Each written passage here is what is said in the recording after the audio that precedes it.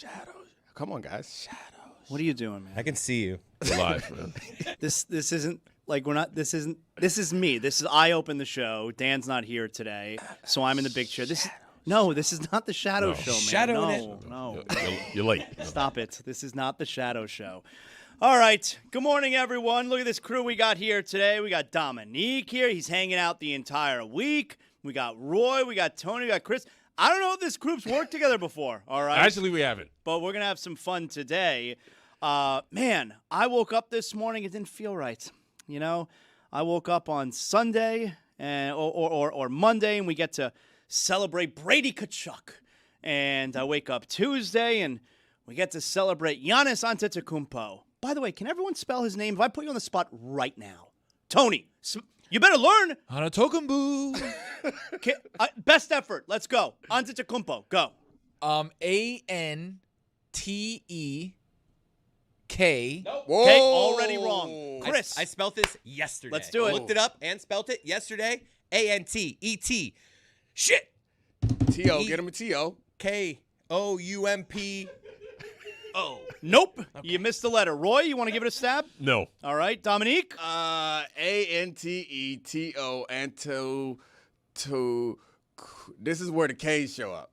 Kupo. K-O-U-M-P-O. Yes! Holy shit! In your face! We gonna win today! Let's go! Wow. We gonna get a win today, boys! What a start! I was one letter off right before he went. But wow. Like 6 more letters after Great job. Arc. So Monday we get to celebrate Brady, and Tuesday we get to celebrate Giannis. Dolphins, Marlins? You gonna do shit? That's it? The streak ends at 2? You let it just sit out there? We got nothing else to get excited about today? Why couldn't you were up? You could have done something huge. Marlins, Dolphins, major missed opportunity. I mean, Dolphins got a defensive piece or something. I mean, I don't know about the Marlins. I feel like the Marlins, you're asking for a lot. They're on this hot streak right now. Yeah, they won again last night. They don't want to mess up the mojo they got going right now. But the Dolphins, they need some mojo. They're sending people out, not bringing people in. what is the hypothetical, Dominique, football player that would have equaled the excitement in this market that we got the last 2 days? They missed it. They missed the opportunity. It was Myles Garrett. That was it. Like a monster on defense that can change your team defensively. That's the most Giannis-related trade that could have gotten done. Who's an aging guy towards the end of his career who could really impact your team, particularly on that side of the ball. They missed it. Yeah, Stephon Diggs just ain't going to do it. I mean, go Terps. So Garrett's the guy, like he's the guy. He would have been on the the equivalent of what the Panthers and he might have said no just thanks did. though. He might have said no thanks if the Rams were on the table. I'll stay he might here. have said no. Yeah, I'm gonna stick it out in Cleveland. Like, did we not kind of like when the Dolphins traded for Tyreek Hill, and that was what 5 years ago. That was the same vibes that we got. That was the equivalent of what just happened, right? With the Panthers and Dolphins, I think that is the equivalent. Tyreek Hill was a monster, but Yeah. I think when you made the trade, no one thought Super Bowl contender immediately. I know you guys made a little bit of a run, and you guys reserved all of Vegas because you thought you were going to the Super Bowl, and it didn't quite work out. Well, basketball is really the only sport, unless you trade for the quarterback. Yeah. Basketball is the only sport where if you trade for the superstar, you can immediately become a contender. I mean, look, you can't just put Connor McDavid on any hockey team. I mean, look, Edmonton hasn't won with him. You can't just put him on any team and all of a sudden they're Stanley Cup favorite. In football, unless it's the quarterback, like you can't just drop Myles Garrett anywhere and now you're a Super Bowl contender. Look at the Browns, And certainly in baseball, I mean, Mike Trout, he made the playoffs, one time? Can't do it baseball either. I mean, I think we learned from yesterday's reaction that we had and many other people had that it doesn't work that way in basketball either. Like, you drop a superstar on the team, you're not an automatic NBA, finals favorite. You become much more I think they're 5th now in the odds based on the way that people are looking at it. Which I'll tell you, I think is pretty high. Yeah. I was surprised. Exactly. So, you get the superstar, and it doesn't mean that immediately, once you got the quarterback in basketball, so to speak, that you are a championship contender. In golf, it works. Yeah. You can have a golfer just show up and he could be the best. That's right. That's a good contribution, Chris. I was surprised where the 4 teams really good. Dominique started the show spelling out the Tecumpo correct, but you may have topped him there, Chris. That's a really good job out of you. Tennis? So, like last night we had the NBA draft. We'll get to all that. Not that exciting, but there's some fun stuff to Not talk that about. exciting. No, well, excited for the kids who got selected. I mean, exciting for the people here who live and care about the District of Columbia. Oh, that's true. That's true. You're a DC guy. Yeah. Okay, all right. AJ DeBonsa, That's boy. true. That's and true. it's just a big week. We also extended Trae Young, y'all. Okay, all right. Championship. Good for you. No, it's not your Right. money, so it's okay, Mr. Leonsis. I'm just picturing like the Wizards owner, like, all right, we made the big signing. Let me check the news. Let's see what people are saying. Brian Winters, worst contract in the league. Shit. Right. That's a good point. So, we woke up this morning, didn't have something super exciting. Brady Tkachuk, amazing. Giannis Antetokounmpo, amazing. But the Panthers are stuck in a little bit of a pickle here. All right. And we talked about this yesterday where Dan, I do take exception to the idea that, oh my God, what are the Panthers going to do in goal? And it's the same thing with Pat Riley, right? Where I'm on the phone with my son yesterday, Dominique, where I finally call my older boy who's see, this is weird, right? Because I obviously, as a lifelong Heat fan, I've watched, the team of my childhood. Right. And I certainly remember the day that Pat Riley got here. What a day. I mean, he did make me cry when he traded away Glenn Rice. But nonetheless, I eventually saw the bigger picture. And Pat Riley, to me, is just the greatest, okay? But my boys, especially my older one who's 17, he's like, this Riley never gets anything done.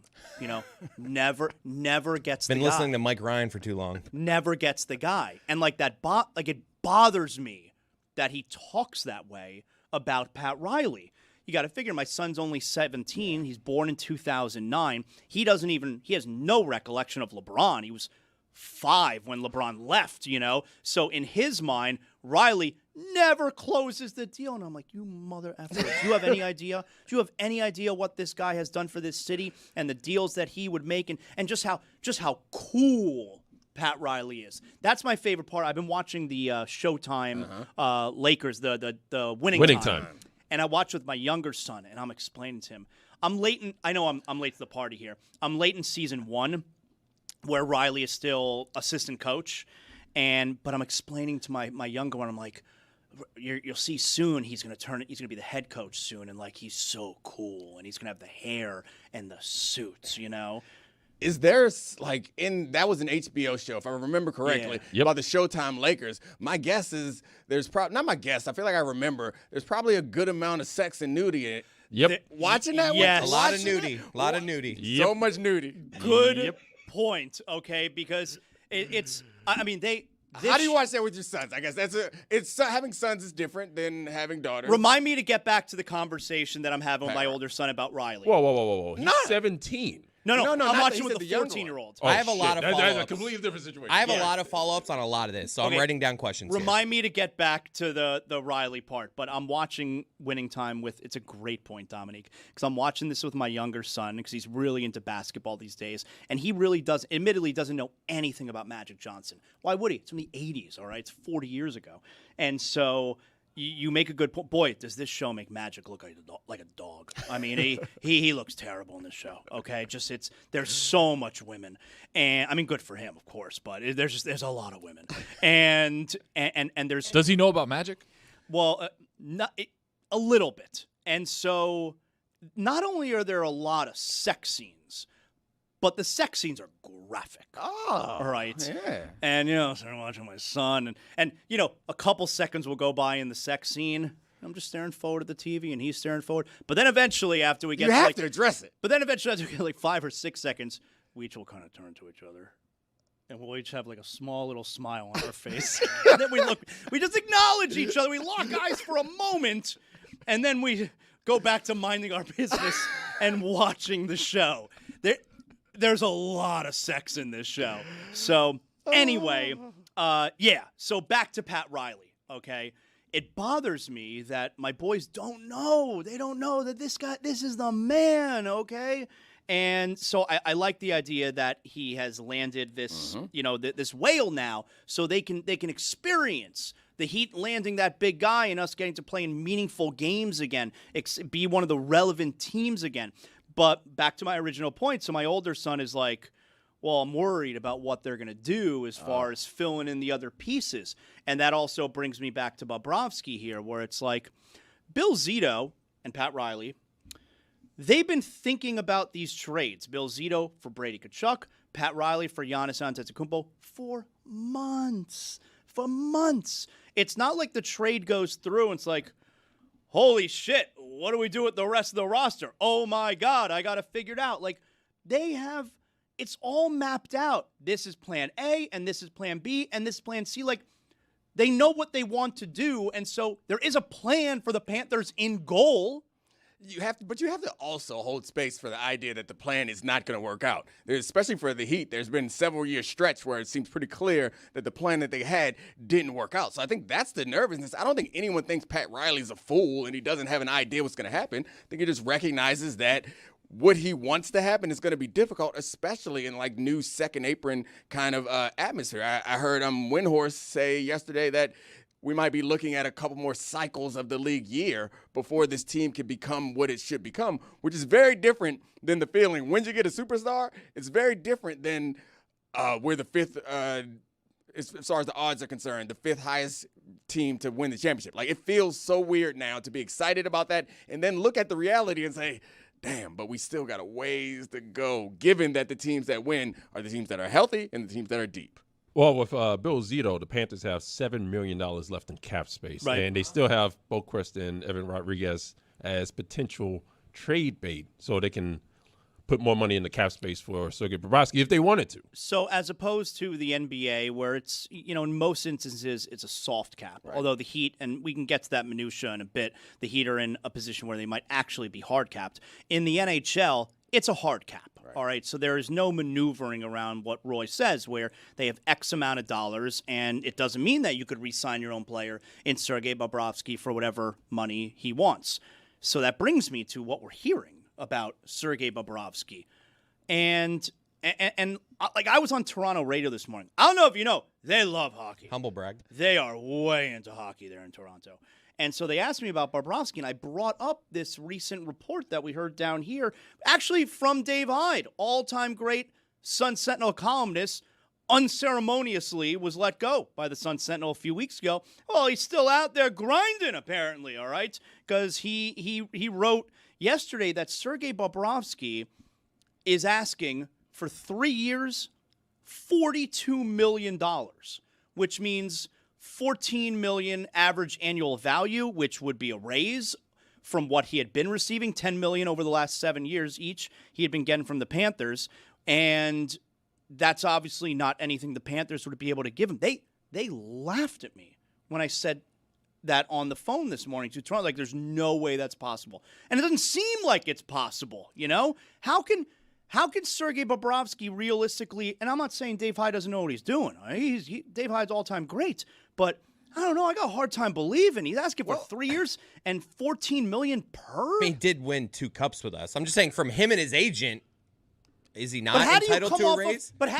He had the worst year of his career. So that's the question. Can you? That high note, Roy. Let's go. Yeah, can you come off the worst year of your career? You're 38 years old and ask for a raise? So, I mean, of course, part of it is like posturing, but also I think it gets down to negotiations, and you could do this for anything. It's like, it's about how much leverage you have. Like, what options do you have if it doesn't work out? And I'm assuming that based on the way that you're talking about the Panthers' future at that position, it seems like there aren't a ton of options. And they have someone that maybe he wasn't as good as he could have been last year, but he has a history of success.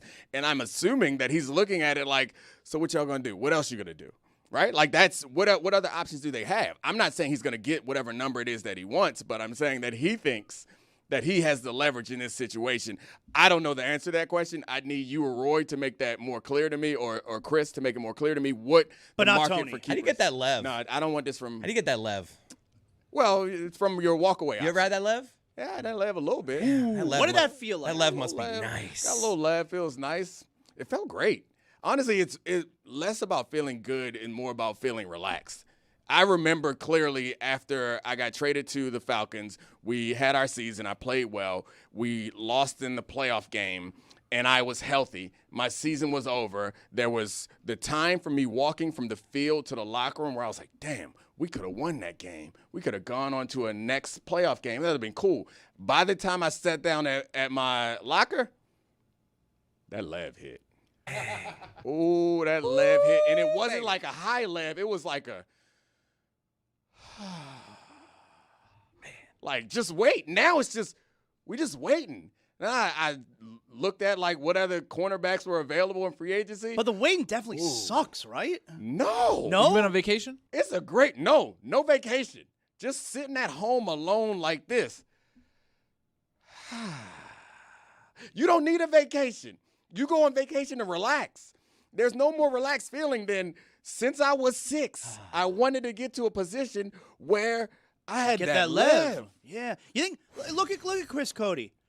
You just take a good look at him. Look at him. You think he'll ever get that Lev? Hold on. Give me a second. Chris look like a guy that could get some Lev. Yeah? Man. He look like he could get some Lev. He look like he can get some Lev. Lev's around. Every now and then he go. It's hard to Fist get me, Tony. It's tough to get that Lev with Lev, though. All right, now let's look at Tony. Everybody look at Tony. Let's take a good hard look at Tony. Oh. Tony ain't got no Lev. No Lev. Well, I didn't even have to ask. Just straight up, no Lev. Tony is Levless. Look at Levless Tony. Oh, wow. Look at him, Didn't Levless. expect that. Tony, he presents Lev. Oh, okay. He like all the time he's walking around like a guy that got Lev. But it's like a which poker face. Sometimes you could trick people into thinking you got that Lev. Oh, wow. Do I got it? Do I not got it? Who knows? All right, let's take a good look at Roy. Everybody look at Roy. Roll it up. You think Roy could ever get that Lev? Roy don't need that Lev. I'm looking at Roy's eyes. Roy don't care about that Lev. Wow. What better Lev do you have than someone's like, I don't give a shit. Nice. Good for you, Roy. That is true Lev. Yeah, that's true Lev. I mean, that's good. ultimately what it comes down to when you're negotiating. It's like you look at the guy in CBA negotiations, when we're looking across the table and there's, all right, we got a work stoppage. If they sincerely believe, I don't give a F if I make money or not, That's how you get if that I Lev. work or not, if they believe that, they will give you whatever you want. Hard to get that Lev. Because Nice. most of the time, people care about that. Nice. So You got, whoa. We can't Lev the whole room and not check your Lev. All right. Take a good look at me, everybody. Everybody look at me. He got that Lev. You got got that that Lev. Lev. Definitely. You got to put an application in for it. How do you get the Lev? If you don't, for the people out there that Are don't you have it. born with it? Nah. I don't think you're born with the Lev. I think the You can Lev acquire is- it? You can acquire the Lev. I think You got to work for the Lev. you got to work for the Lev. Nice. And we already know Dom. You know, Man, he's- I had the Lev. I'm Levless now. I'm Levless. Me No, and you Tone. got some Lev. We're You got Levless. some Lev. Got a little Lev I left. talked to Nah. some people. You got some Lev. Nah. it's humble. I work at ESPN. I don't got no Lev. I got no Lev. They got the Lev. They Yeah, you ain't got no Lev. they and 3 other people in that building got the Lev. I ain't got no Lev. I'm just hanging out. Hope they don't see me. But you're like another building, so you got Lev in your building. McAfee took all the Lev. He got- he took So everybody's much Lev. Lev. Sass got So some much Lev, Lev. man. Sass Yeah. got some Lev. McAfee got some Lev. Got Norby up out of there, man. That's Lev. Greeny got Wow. some sneaky Lev. All right, too many names. Fowler got some Lev. Wow, there we go. Herbstreit got some Lev. So it brings me back to Bobrovsky, right? And this is interesting because which is it? Do the Panthers owe Bobrovsky, which if he's asking for however much he's asking for, he's essentially saying, yo, won 2 Stanley Cups with you. I was amazing in those runs. You owe me, okay? I'd like the golden parachute here. Or, so do the Panthers owe Bobrovsky? Or is it the other way around that maybe Sergei owes the Panthers? Because the Panthers, they first of all, gave him the original 10-year, $70 million contract and put the cherries on top of your career, what's guaranteed now to be a Hall of Fame career, where we put a team in front of you where you won 2 Stanley Cups. So which one is it? Like, would the team owe the player in that spot, or should the player owe the team, and hence he takes a little bit less money? He's asking for double what they have. I mean, that's Reported. not enough leverage. Reported. We don't know. Reported. Seems hard to believe. I mean, if you're asking about who owes who, like if you're asking me, you're asking the wrong person because I'm always players. You owe the players a lot more. But I get your point. I think he would say the same thing is I played the most important position or the most pivotal position in this run. I gave this to you. You didn't give this to me. But it depends. Like the golden parachute is something like we think back to the final years of Kobe's career where he got clearly, we're not trying to compete. We're just going to pay you and do this like victory tour. That's not where the Panthers sound like they are. They want to compete. Yes. And I think that it comes down to the fans in the LA situation. We're like, yeah, let's give it to them. Let's ride this out. I don't believe that the fans here feel that way. They got a taste of what it feels like to win. They want to win again. My guess is that, Chris, you're not looking for no golden parachute for Bobrovka. Sergei Bobrovkov, I actually fall on the side of we would not have had these two cups without Bob. So I am willing to overpay Bob. I don't want to do the Dave Hyde 342, but I do think after winning, I don't care what his save percentage was last year, Roy. Right. He has earned the right to go out with us. I want him to be our goalie next year. I mean, obviously, Hellebuck, you've seen these reports. That would be amazing. He's one of the best goalies in the league. Oh, yeah. But I've seen those reports. Bob is good for me forever. Like, even if they gave him, but I would think they would do with him what they're doing with all their guys, giving them longer deals so they get a lot of money, but it's like you're going to have to stay here longer. Well, you got to keep in mind, it wasn't just him that won those two Stanley Cups. It was the defense in front of him. They played really stout defensively and made his job great, easier. Roy. He was great in the playoffs. Yeah, but Bill Zito was actually thinking about that as well. And his save percentage was in the high 800s. That's terrible. By the way, Juju, put it on the poll, please. Are you born with that lev? Yes or no? So we'll see what happens there with Bobrovsky. The NHL draft is this weekend. Is Friday? Thursday? Friday? Friday. Okay. The NHL draft is Friday, so maybe we'll wind up getting a little bit more clarity on what's going on there. I ultimately believe that Bobrovsky will be back. I hope so. I think they're going to wind up figuring that situation out. I think that that's probably the plan. Speaking of an all-time great Florida Panther who will have his jersey retired. By the way, isn't that incredible? The Panthers have one player jersey retired. It's Roberto Luongo, the number one. You also have Bill Torrey's name is up there, which with I think maybe the number 93. Yeah, for 93. the first year. And Huizinga's up there too. What number is it? I don't remember what number. Anyway, it doesn't matter. But only one player is up there. There's so many players on this current team whose numbers are going to be up in the rafters one day. It's pretty amazing. Anyway, I want to talk about something that's been bothering me over the last 24 hours, Dominique. Okay. So, really, really great times for the Miami Heat fan now since they've acquired a superstar player. The games are super relevant again. It's going to be one of those cases now where when the NBA schedule comes out in a couple months, a lot of national TV games again. Like the Heat are going to be super relevant. It's going to be really fun. But I want to spend a couple minutes here talking about Tyler Hero. Because this is a player who the fan base has been really hard on for a few years now. And that's fine, all right? It is what it is. But this is a player who every offseason, probably for 4 or 5 in a row. Really, I think the first one was with Russell Westbrook. When Westbrook was available, which, man, was like 6 years ago. Every offseason, Tyler Hero's name is mentioned, and he's being offered up in trades for star players. And what does this guy do? Never complained. Got better every year. You know, Jimmy Butler, when Pat Riley did the press conference at the end of the season, his State of the Union, remember the one where he called out Jimmy Butler? I think you need to shut up if you didn't play. You know, when Jimmy was taunting Boston, he's like, and Pat told him, if you don't play, you can't talk. And that was essentially like the beginning of the end, you know, and Jimmy didn't take kindly to that. Well, in that same press conference, Pat Riley called out Tyler Hero. You got to be better. You got to be healthy. You got to this. You got to that. And what does Tyler Hero do every offseason? He puts his head down and he gets to work. He works harder and he comes back a better player. And he never, ever, ever complained. And for a guy who got a lot of crap from fans because he wasn't what you wanted him to be, he was here for 7 years. That's it's a lot longer than LeBron, all right? It's longer than Tim Hardaway was here for. It's longer than Goran Dragic was here for. It's probably the same amount of time Chris Bosh was here for. Tyler Hero was here for a long time. So it sounds like Tyler Hero is being treated kind of like an also-ran, like, Heat player. And you're saying Like that, good riddance. Yeah, kind of. And you're saying that he should be elevated and appreciated for the Yes. contributions that he made. Should we figure out where he ranks in this? Because obviously he was not like the best player on a title team. So or he wasn't on a title team. So I think that puts him below a lot of those guys who were starters on a title team. Where should he be in the pantheon of like Heat players? Who's a comp that he's not getting the respect that he deserves? If we're talking about an all-time Miami Heat team, he'd be a bench player. He'd come off the bench for an all-time Miami Heat So team. what was he, though? He was, what, their third best player on a team that lost in the finals? Well, in his rookie year, fourth best. You got, Jimmy, Bam, Goran Dragic, Hero.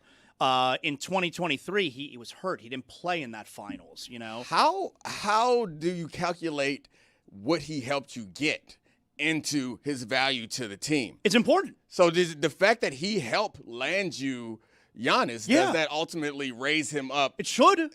So we have to figure out where he lands on this and Kind how of like to what we did properly- with Lamar Odom. So we got Shaq.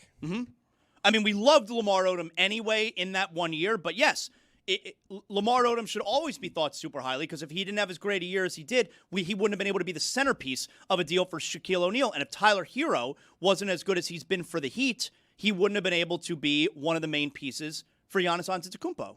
Find it interesting. An all-time Miami Heat team, 12 players, going by position. Tyler Hero's deep on that bench. Yeah, I think so. I've got the starting five here. I want to see what you think. Timmy at the 1, Wade at the 2, LeBron at the 3, Bosh at the 4, Shaq at the 5. Yeah, That's a good lineup. That's Hey. exactly it. Hey, that's a good lineup. That team, they'll win you some playoff games. Zoe, first guy off the bench. Off the bench, you got Zoe, you got Jimmy, UD. you got Goran Dragic, you got Bam, and you got Tyler Hero mixed in somewhere there. I mean, UD's got to start. I don't know what you guys are doing here. Over UD's got to Bosh? start. No, it's not. At this point, it's not only about talent. I'm saying that it's about what you've meant to the team. He's got to start. I don't know who he starts over. UD's got to start. You're not bringing UD off the bench. Like, he is the Miami Heat. What are we Literally talking about? all they did for his final 8 years. Fair point. Can I tell you, the UD stuff that Dominique is talking about there is something I'm really excited about Bobby Portis being on this team for the next couple of years.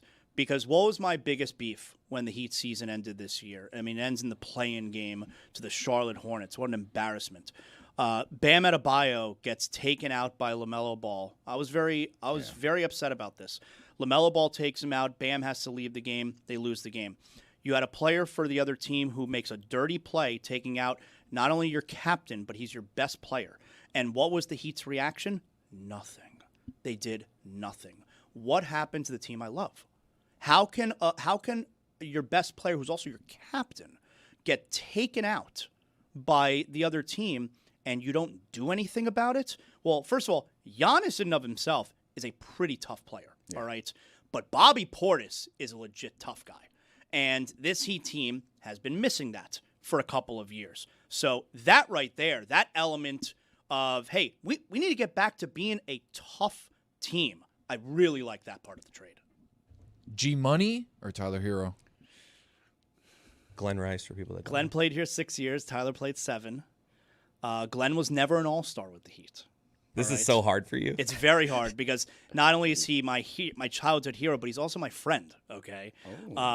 Just for the people at home. So we've got Zoe, Jimmy, Bam, UD off the bench. Right. So we're trying to fill up the last 3 spots. We're here. trying to make a roster that can compete for championships. Do you take G Money or do you take Tyler Hero? I take Glenn Rice. He's bigger, stronger. I feel like I'm looking at like the Heat. He can defend a little bit. Not a great defender, but defend a little The bit. Heat Big 3 championship rosters. I feel like I'm taking Shane Battier. Wow. I might take Mario You're trying Chalmers. to fill roles. I'm just saying in a big spot. But not Mike Bibby. I know this was supposed to be I love Tyler Hero segment, and I do appreciate Tyler Hero. I agree with you, but I just don't know if he makes this. It's top tough to 12. call this a Tyler Hero appreciation when segment. you're finding ways to keep him off the team. He's not finding a role. Which is exactly what I'm fighting against here.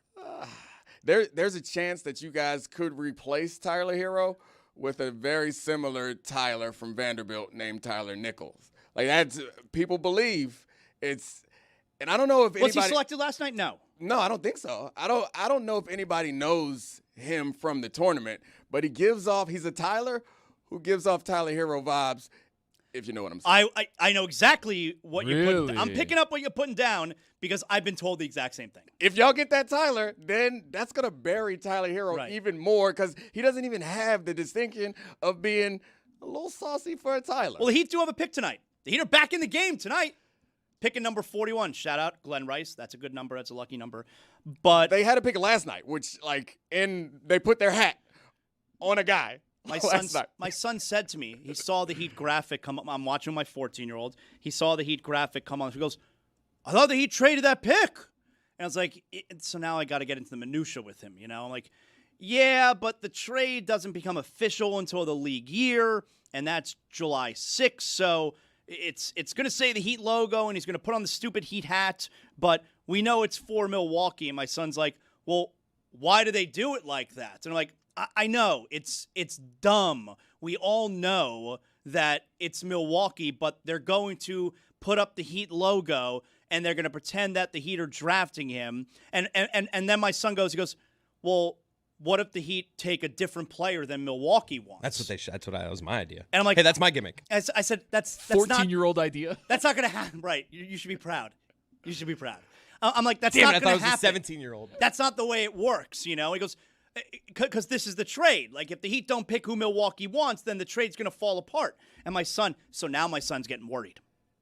And he's worried because he realizes, oh, the trade's not official.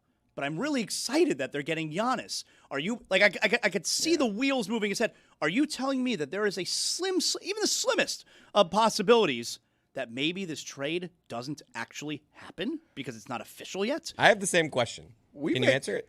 We make a big deal about how this is dumb. They should do the other hat. But the actual dumb part about it is that the league year starts after the draft. I don't get it. Like in the NFL, the draft is like the first major thing of the next league year. In the Hey, NFL, let's change some dates. the it's NFL, not that complicated. The league It's year so not complicated. It ends. The league year ends before the draft because obviously the draft is about next year. It's the first step for next year. Having the draft at the end of last year makes little to no sense. And then after the Heat make the pick for the guy that puts on the Heat hat, even though he's clearly going to Milwaukee, the next pick, he walks out for the next pick, and he's like, I have to announce a trade. And I'm like, oh, man, is there another trade? And he just announces the trade that we all know. Adam Silver. Yeah, it's just like, thanks, Adam. Well, now we're all aware. Okay, so how about this? So then yesterday, shortly after that, the Miami Heat Twitter account tweets out, and they never, you're not going to get anyone from the Heat confirm that they have Giannis.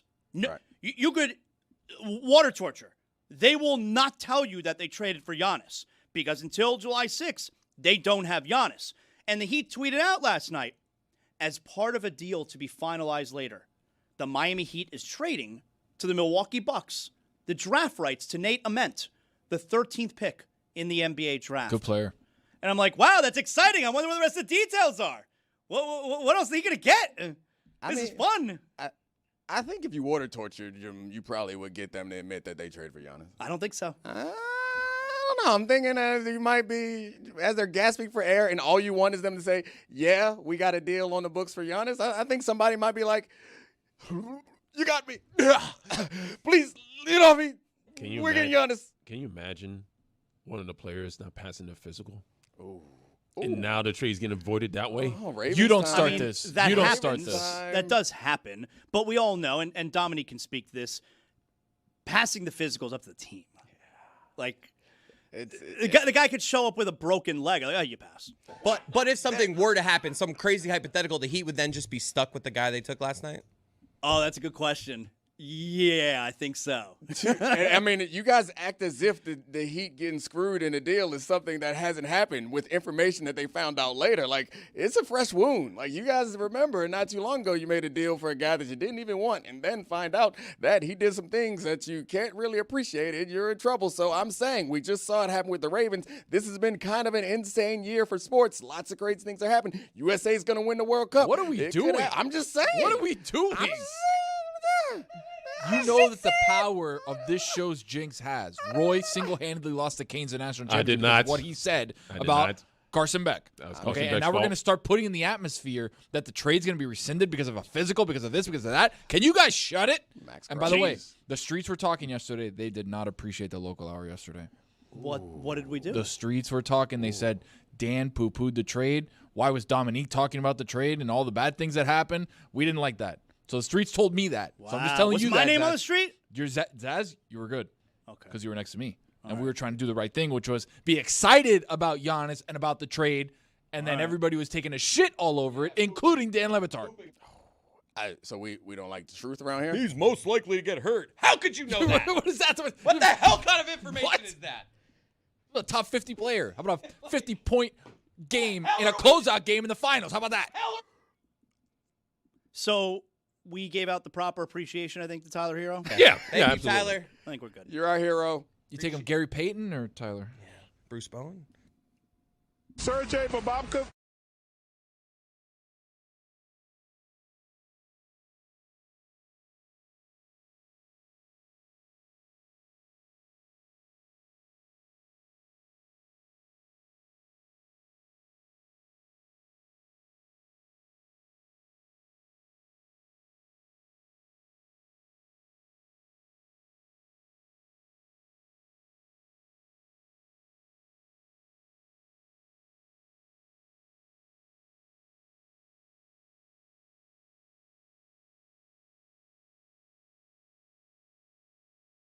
Chris Cody and Roy revealed this to me. And Roy, I don't know the context of what it is that you guys were talking about that revealed this about Chris Cody. Yeah, Chris asked me what the sound from the first down for the Dolphins games were. And I said It's just a noise I've made throughout my entire life. It's just like I just did it. Hoo-wah! Yeah. And to me, that's another Miami Dolphins first down. Well, let's find out. Hoo-wah! Let's find out if your dad knows, because he's not a real moviegoer. Instead of impersonating the sound, do you have the actual sound? Greg Cody, do you know who's making this sound? I do. Clark Gable. Come on. It's the famous actor. Rock Hudson. Oh, this is great. He doesn't know it. It's the No, it's the famous actor. And I got to pin his name down because I don't think You should be able to say this immediately. I don't think it's Robert De Niro. No. But I think it's in the somebody neighborhood. In the neighborhood. Give me a second. Robert De Niro. Humphrey Al Pacino. Hey, there you go. If someone said that in his headphones, you're fired. Now, No, what movie? nobody said What that. movie? It's APEC. What movie? Streetcar Named Desire. You ain't you. No, you're not man enough to know the truth. Something like No. That's a few That's good the one I men, bought. and that's a few brutal. good men. Good answer. And it's That not, is you're not brutal. man enough to know the truth. I You can't handle the truth. Don't know. That's Don't know? it's a different Damn it. movie. Seriously? Pacino was not in it. man enough to know the truth. That was originally a line. Nicholson ad-libbed. They Put kept it on the poll that at was Le Nicholson. Batard Show. Was Pacino in A Few Good Men? Was a blind Pacino? Okay, who did he say? Who said hoo-ah in what movie? Let's keep going. Let's see how long it takes you to get. Play it again. I think did he win an Oscar? I think Yes. he won an Oscar Yes, he for won this. Best Actor. Yes. Bull Durham. No. Good answer. Put it on the Raging poll. Bull. Raging Put it on the Bull. poll. No! It's a bull movie. Just naming De Niro movies. Red Bull. I don't know. Put it on the poll. Was a blind Pacino in Bull Durham? Chicago Bull. And put it on the poll as well. Was a blind Pacino in Raging Bull? First of all, it's a really random thing to have stick in Dolphins. I say it all the time. No, but it's been for 30 years. That movie's 30 years old. I don't want to tell him what the movie is. Keep guessing, Greg. Keep trying to guess what the Al Pacino movie. How many Oscars has Pacino won? Because he A Few Good Men. you already guessed that, and we already told you that it's not A Few Good Men. Okay. And you're not man enough to handle the truth. Right. Okay. Classic line. It's got a military theme to it. I just can't come up with a It's name. not a military theme, but I think he's a former military guy. Okay, that, He was a colonel. there you go. Colonel Sanders. I don't know. I'm never going to get it. I don't know movies. Wow, it's his only Academy Award. The Greg doesn't know scent movies. of a Woman. See? I told you I was going to get it. your son had no idea where that sound Where I was get it from. from. This is two really? generations of idiot. Pop culture idiot. I knew it was Al Pacino. Greg, you cannot listen to said De what you Niro. just did for the last 4 minutes and say that is some sort of expertise that you're bragging about. First of all, I speak for moviegoers in general. Al Pacino and De Niro are always interchangeable. They're always mistaken for each other. They're the same person. De Niro could not have been the devil. They've won the same awards. They're like the same people. They were only in one scene together, like in their movie careers. I know, but they're parallel lives. And you know it. Put it on the poll. Do you often confuse De Niro and Pacino, and you know it? At Le And you Batard know it. Show. You're going to have to wait for that one. Exactly. That was staggering. Even by the standards of the Greg Cody Show featuring Greg Cody, where your son Michael asks you movie questions and you flail and fail and get them all wrong. Even by those standards, that was an amazing amount of ignorance.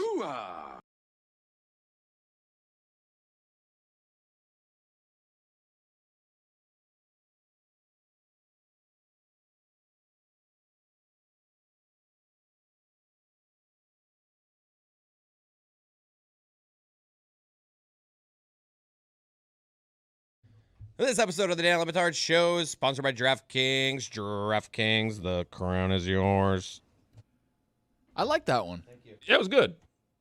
Yeah, one of those guys at the auction that kind of do the auction bidding. Zaz made a face like he smelled a fart. Yeah, I'm sure everyone's going to enjoy that. Chris, Chris, you have some observations from the local hour? For Yes, us? you referenced in there out of nowhere. You were like, my 17-year-old son called me, and I was just like, how do you?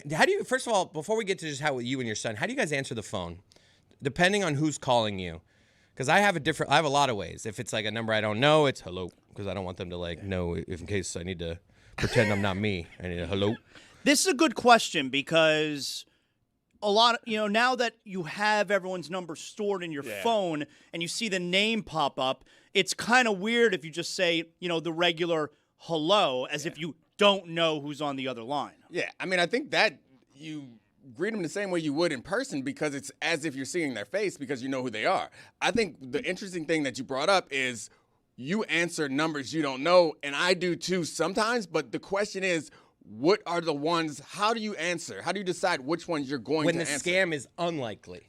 Does it say that for you? I have a scam likely and a scam unlikely. Really? Yeah, for sure. If it's Scam unlikely? yeah, unlikely. That means it could be. No, I know what it means. That wasn't the part. That was not the part I was confused about. You got to update? My phone don't do that. I know what the word unlikely means. So if it doesn't say scam likely, I assume it means not likely. But you have a setting that actually says, you know what? Real unlikely to scam. Sometimes I get scam likely. Sometimes I get potential spam. You know what That's I think? another one. I'm looking at it right here. You know Scam what I likely, think? potential scam. I think you got a case on your hands. Apple out here telling you it's not a scam. What if you get scammed? You need to call up a lawyer and get Apple. They got money. Do you get spam risk? No, I get potential spam, and then I get scam likely and scam unlikely. The scam unlikely is absurd. I've I've never heard never that. had Is crazy. scam unlikely. I got spam risk. Spam Yeah. risk, yeah. We all get spam risk. Yeah. So yeah, if I happen to hello, because just in case they're like, "Is this Chris? You owe us $1 million?" Nope. Because I remember I didn't answer like me. I feel like, and this is maybe just a weird thing about me, is I feel like based on the number, if it doesn't say scam likely or it doesn't say spam risk, it doesn't say unlikely for me, I feel like I can look at the number and know whether it's a real person calling or a real business calling or it's a scam based on the numbers, which I don't really know what I'm looking for. I think it's like a local area code.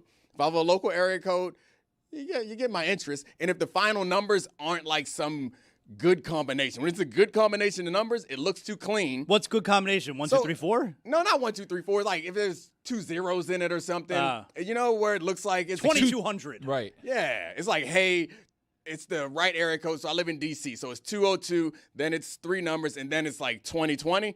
Nah, even if it don't say scam likely, I'm like, I know what you're up to. So for professional phone calls, got a meeting with somebody, someone calls, hey, name, whatever their name is. Yeah. Hey, Bob. Right. Hey, Dan. That's pretty If it's standard. people I know, like my son, hey. Just a hey? Yeah. My dad goes, hey, boy. I hit him with a, what up? It's always, what up? Or like if it's family, if it's like immediate family, kids or my wife, I know that they're only calling for a reason. So we got to get right to it. So you say what? Nah, that sounds rude. A friend that calls too much, yo. Yeah, we're on the same page. Oh yeah. If I'm instantly like, this person hates me. If they answer the phone, yeah, they hate me. They're bothered by you. That's what that means. Yeah. But why are they calling? Send the text. I know that I'm wrong in that, like that's the wrong way to feel, but generally, I'm gotten better at this. Like my producer and co-host Charlie, he calls me a lot, and he don't have He a seems reason like for a call. caller. He don't have a reason for call. He just wants to talk, and I've come to really appreciate it. But every time the phone rings, I'm surprised because he don't. It's just like, hey, how you doing? And I like lose touch with friends because I don't call them. So like I recognize it. I appreciate it. I try to do this more, and I do it in the worst way possible, where I'll put in my calendar, call my homie Brandon. Oh, really? And I call my homie Brandon, and I'm like, hey, what's up? How you been? You Now good? it's like a meeting. I know. I hate it about myself, but otherwise, men really suck at that. It's funny. Sebastian Maniscalco does a good bit on this. Where remember when we were growing up? Okay, you and I, Dominique, are close to the same age, but probably you guys over there as well, same experience. If you're home, and someone knocks on your door when you're growing up, and someone knocks on your door, rings doorbell, this is a very exciting thing that's taking place. Now right I'm now. hiding. And now, if someone rings that doorbell or knocks on the door, I mean, everyone looks around and go, "What the hell is going on?" Dude, if I see it's a salesperson, I am like tiptoeing around. If my daughter, shh, she's like, Daddy, you're gonna, shh. Yep. He can hear us. Daddy, the TV's on. It doesn't matter. Yep. You got any other observations from the local hour? I did actually. I want to ask this question here, and don't take offense to it. Are you too good of a father, Zaz?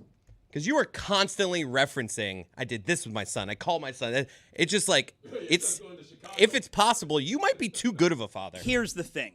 I'm totally self-aware. Or you need friends.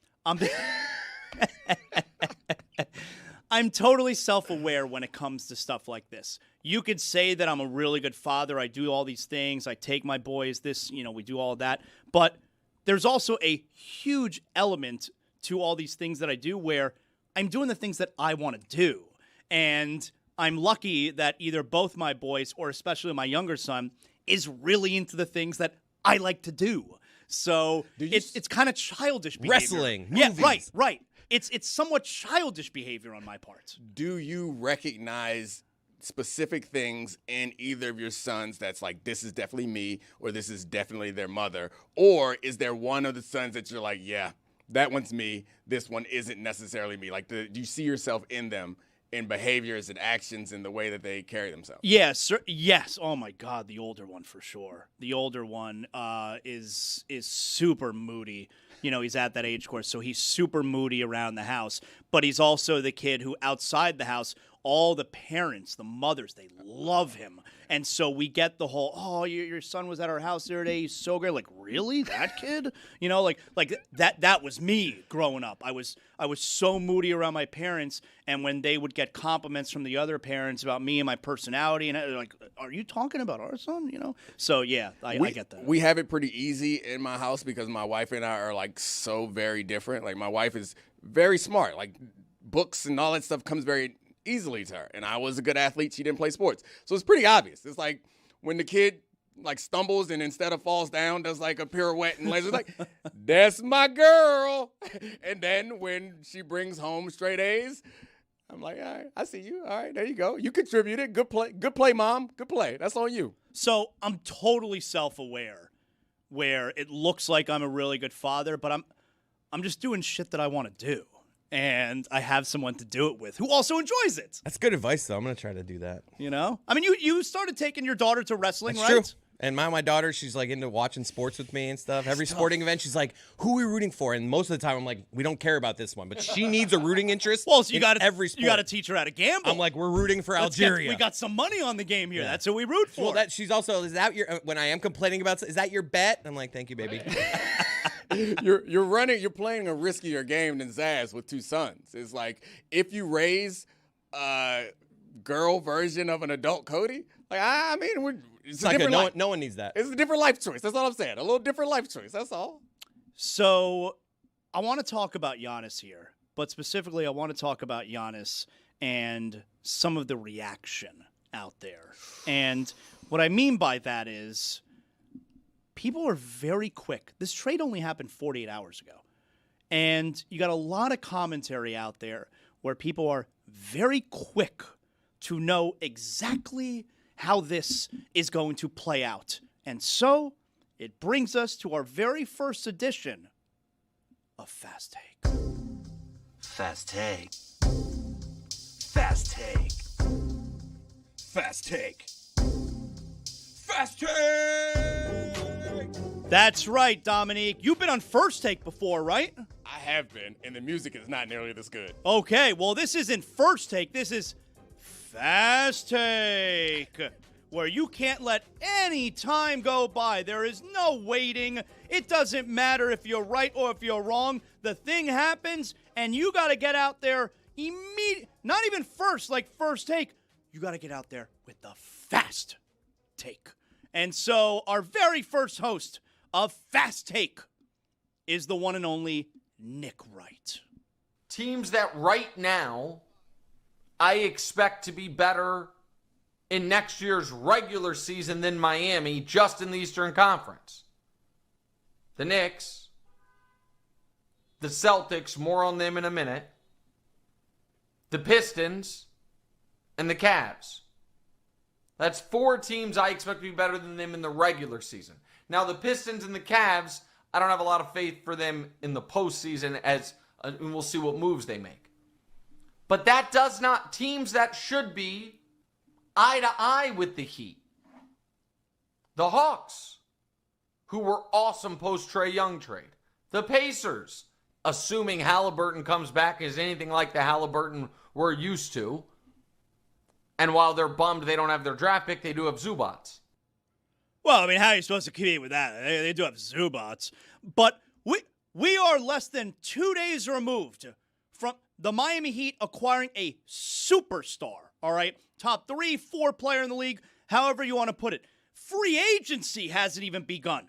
Literally. Free agency has not even started. Nick Wright already knows, he's already mapped out, because he gave the top 4, Boston, New York, Cleveland, Detroit, and then gave us the other teams that are on the level of Miami, including Atlanta and Indiana. So within 2 days of the trade happening, free agency hasn't even started yet. Nick Wright knows the top 7 seeds in the Eastern Conference next year.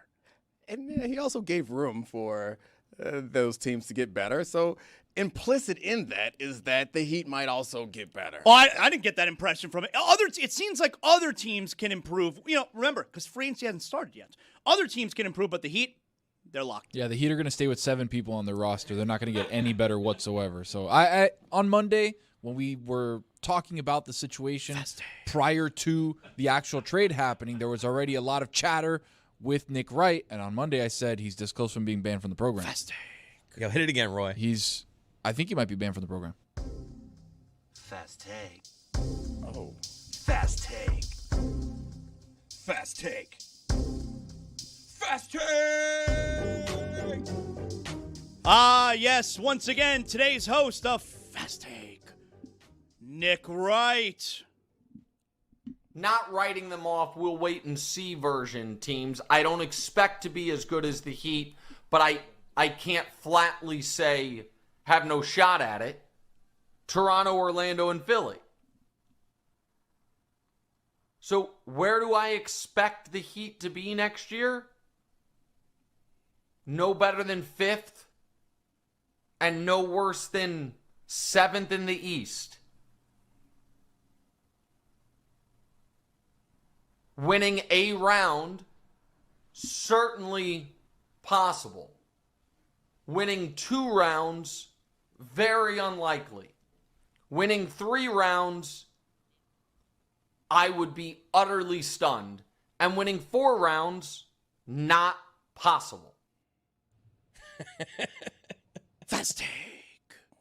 Fast Take. The trade just happened. Nick has the Heat either the 5th, 6th, or 7th seed in the Eastern Conference. He has all 7 of the seeds laid out and is already predicting what the 1st, second and third round of the playoffs look like, even though the finals from this past season just ended. He's fast take. Fast take. Fast take. Fast take. Fast take. See, First Take thought they were on to something, Dominique, because they're first. But you got nothing on Fast Take. Fast Take. Well, we don't let any time go by. We don't let any other transactions happen. Really don't let any other... We let nothing else happen.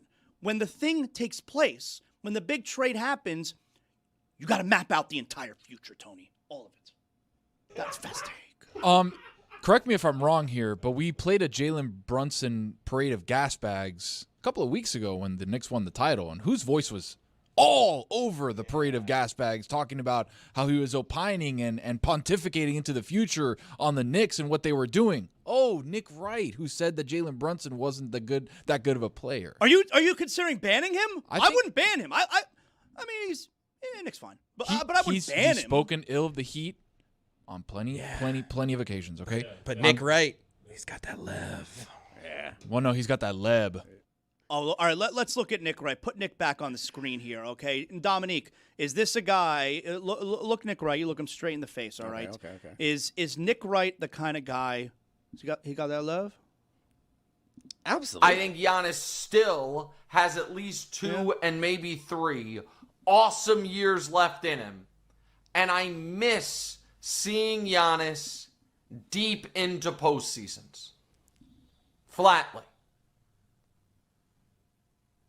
And because of that, I'm really bummed he now has working for him a great coach, a good organization, and Bam Adebayo, and that's about it. They don't know if they're going to be able to bring back Norman Powell. They're not certain, even though I would imagine they will be able to bring back Andrew Wiggins. Davion Mitchell is a nice defensive point guard. And all of a sudden, Giannis went from a team who the last couple years in Milwaukee, the ceiling, the absolute ceiling, was round 1 of the playoffs. And now Giannis is on a team where the ceiling, the absolute ceiling, is round 2 of the playoffs. Yeah, pretty sure he's got that left. Yeah, definitely. Really? Look, I'm looking at a lot of lev. When you can wire 100 racks to the Aria, you got left. Fast take. I mean, I don't. Can you wire 100 racks right now? I don't Don't want get in my man's wall like that. Yeah. You know Why you you can. pocket watching? Playing poker? You can do that? I would never. That's what I like to hear. Could you? Maybe, but I would never. But I'm not a poker guy. It's to each their own. But I feel bad. I know that you said the streets are upset at me. The streets might continue to be disappointed in me because I don't really understand, like, aren't we supposed to analyze the moves? And how else are you supposed to analyze the move without analyzing the things as they currently stand? I think that they're probably, I didn't listen to Nick's whole show, but I'm guessing that there's probably some nuance in there about we know that they can do other things, but as things stand now, it's essentially, maybe I'm being defensive because it feels like essentially what I was saying, it's the same thing as I was saying yesterday. Maybe I was wrong. I think Amin made an awesome point, is that none of these big trades are like done on day one. And yes, they're in better position now than they were before. And I think that's what we should be doing. That'll make everyone happy. It's like, they made a move. They're in the right direction. The next step is like, so are they going to win a championship? And that's kind of the culture of sports analysis now, is like, are they going to win a championship? And the answer to that, even the most ardent Heat fan, if you ask Spo right now, can this team win a championship? He would say no. It is fair to ask Zaz the question, would we have created Fast Take if he said the Heat were going to win it all? We'll never know. We'll never know. But that's not what took place today. Fast Take. Speaking of creating, I did witness Fast Take being created. Yeah. This morning I walked in. Oh, you let him behind the door? You saw Rick Rubin sandwich in action. Wow. I was going to go with Red Rubin. I like Red Rubin. Red Rubin. Red Rubin. He was in there, and he was locked in, one earphone in, Wow. playing songs and yelling it, or not yelling. In the into lab. mic. I Yeah. hit him with the stiff arm. I'm like, not now. Hold on. Daddy's working. Red Rubin's I'm working. cooking. And then he hit him with a, Fast take. Don't you dare play the raw versions of that, Roy. And then I he was see like, what you're looking at right That's the one. That's the one. Fast take. You got raw? Fast take. I got it, but I'm not gonna do that. Oh to no, my no, man. dude, come on. You got it. I mean, okay, you want me to do it? I'll do it. Play some raw. Fast take. Fast take. Fast take. Fast take! Boom, boom, boom, boom, boom. That was take 1. Let's do take 2. Fast take. Fast take. Fast take. Fast take. And then there's a third one where I tried whispering. We did not go with this one. Fast take. Fast take. Fast take. Fast take. I'm cooking, man. That's good effort. Nice job. The back end good of it job kind out of of sounds you. like MVP of the day a little bit. Biggest game in 20 years. I only have so many things. You did an awesome job, man. Congratulations. Fast take. So there you go, the debut edition of the new hit show, Fast Take. Can I get your analysis, Zaz, of it? Because Of what Nick was saying? No, not of what Nick was saying. Just the raw analysis of the Heat transaction. It's incredibly exciting if you're a Miami Heat fan, of course. This team has actual proof of concept. They have actual evidence that whenever they have traded for or acquired in free agency the superstar player, they've either won the whole thing or at least gotten to the championship round. So, yeah, I have the faith that this organization knows how to put pieces around them in order to compete at a very high level. And in today's NBA, where for the first time in league history, you have real parity, 8 consecutive unique champions in this league. And the Heat now have a top 3 or 4 player in the world. So how can you say that they don't have a chance based on what we've seen this decade? I think he's talking about a lot of that he's talking about the regular season. I don't think it's crazy to say that the 4 teams of Boston, the Knicks, Detroit, and Cleveland But that will makes be you better. feel bad. You feel bad that he was traded to Miami. Nick Wright feels bad that he was traded to Miami. No, that's ridiculous. Because he's not going to get to see him play in big games. What is that supposed to mean? The Heat, all they do is play big games. Even when they're bad, they play big games. I mean, I think that particular take right there, I mean, sometimes you get up in the air and you start talking because he said all they have is a great coach. I was like, that's a lot. That's a lot. And a great player. Yeah, it's all they have. And is another great- good player. Yeah, all they have. So it's a good starting point, but I think it's fair to think that it's going to be an uphill battle. I think they went from having him saying there's no chances, probably just a little bit of Nick Wright hyperbole for performance effect, but I think they went from having like a 1% chance of winning the championship to like a 30% chance. They're in the game. It's a massive upgrade. I know. They're I think it's in the game. 30 is high. I'm making the point that they made a big leap. 30 is probably high. They made a big leap, but they certainly aren't like one of the real favorites. If we put I think having the 5th shortest odds to win the championship right now, that was surprising to me. Right. So I'm saying that the final point that Nick landed on is the reason why I asked you for your analysis is the same place we all are. We're all in the same place. It's just Nick came in through the back door. You came in through the front door. You're like, I'm so excited. We got a chance. We're like the 6th or 7th best team. Nick's like, hey, this trade didn't make them good. They're like the 6th or 7th best team. Like we're all in the same spot. They're in the game. They're in the game. And in today's NBA, that's all you can ask for. And if the Heat get to a playoff series and you have to go up against Giannis and Bam Adebayo and Eric Spoelstra in a 7-game series, my team's got a chance now. My team's got a chance. The scariest part, I think, is the point I was trying to make yesterday is they have to be able to find someone to close games. And in my mind, I always imagine a super talented, top-of-the-league type of player to do that. They're not going to be able to get one of those guys. So the question is, and we see, again, proof of concept because Milwaukee's done it before, where they had that wing perimeter player who wasn't like top-of-the-league type of talent. It's finding someone that can do that. That's the hard part. When that part happens, and then you have the discount rate of the injury stuff or aging guy. But when that happens, it changes. Everything changes about this team. The perspective and the trajectory of this team changes if they can do that. I want to talk about the draft last night. So every year I get suckered into believing that there's going to be just a million transactions. And I don't mean transactions like trading the picks where you're putting on the wrong hat. The NFL gets it right. The NFL, they trade picks every few picks. A pick is being traded. They manage to put the right hat on the player. The NBA can't get it right. I don't get it.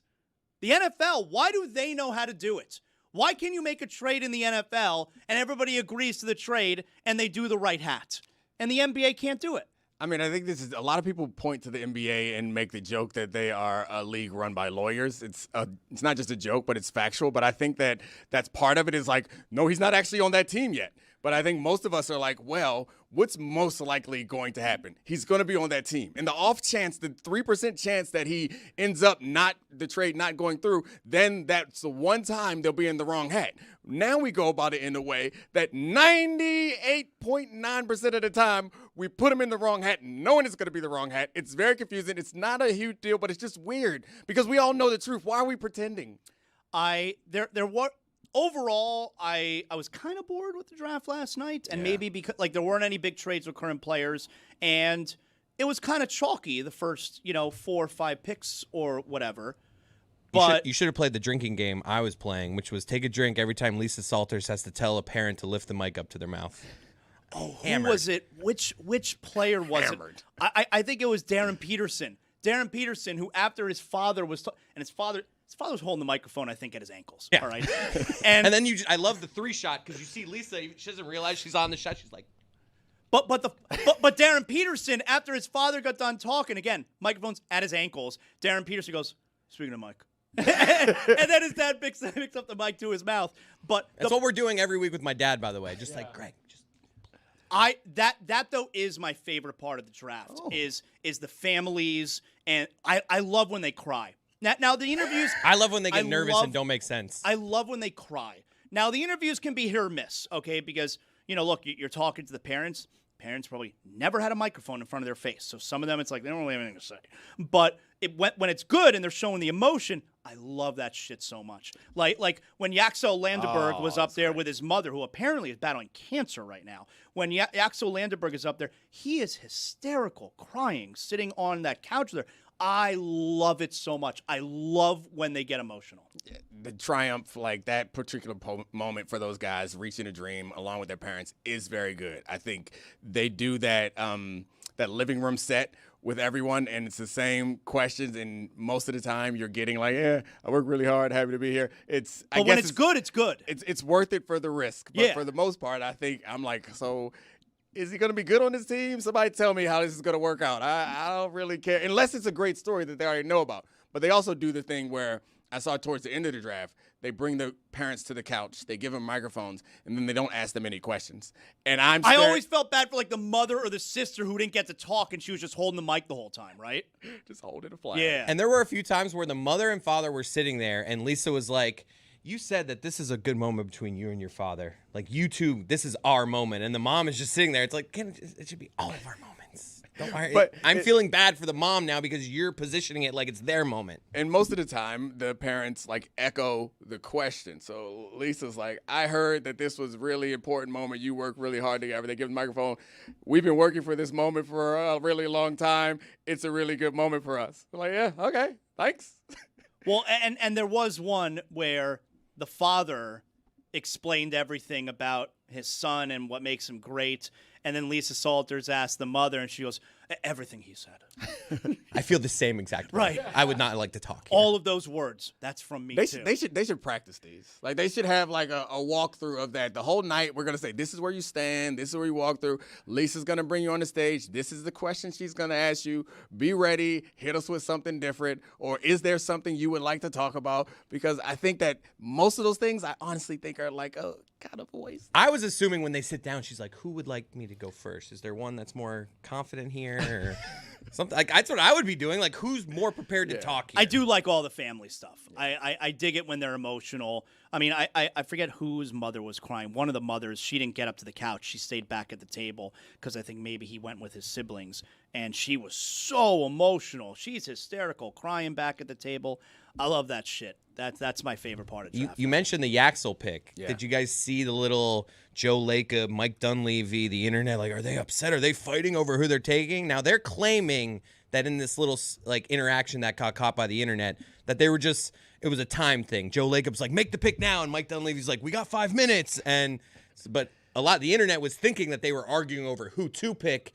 They have since, put those flames out. But Joe Lacob, come on. I just feel like it's a bad look for the owner. If you got to at least be sitting down.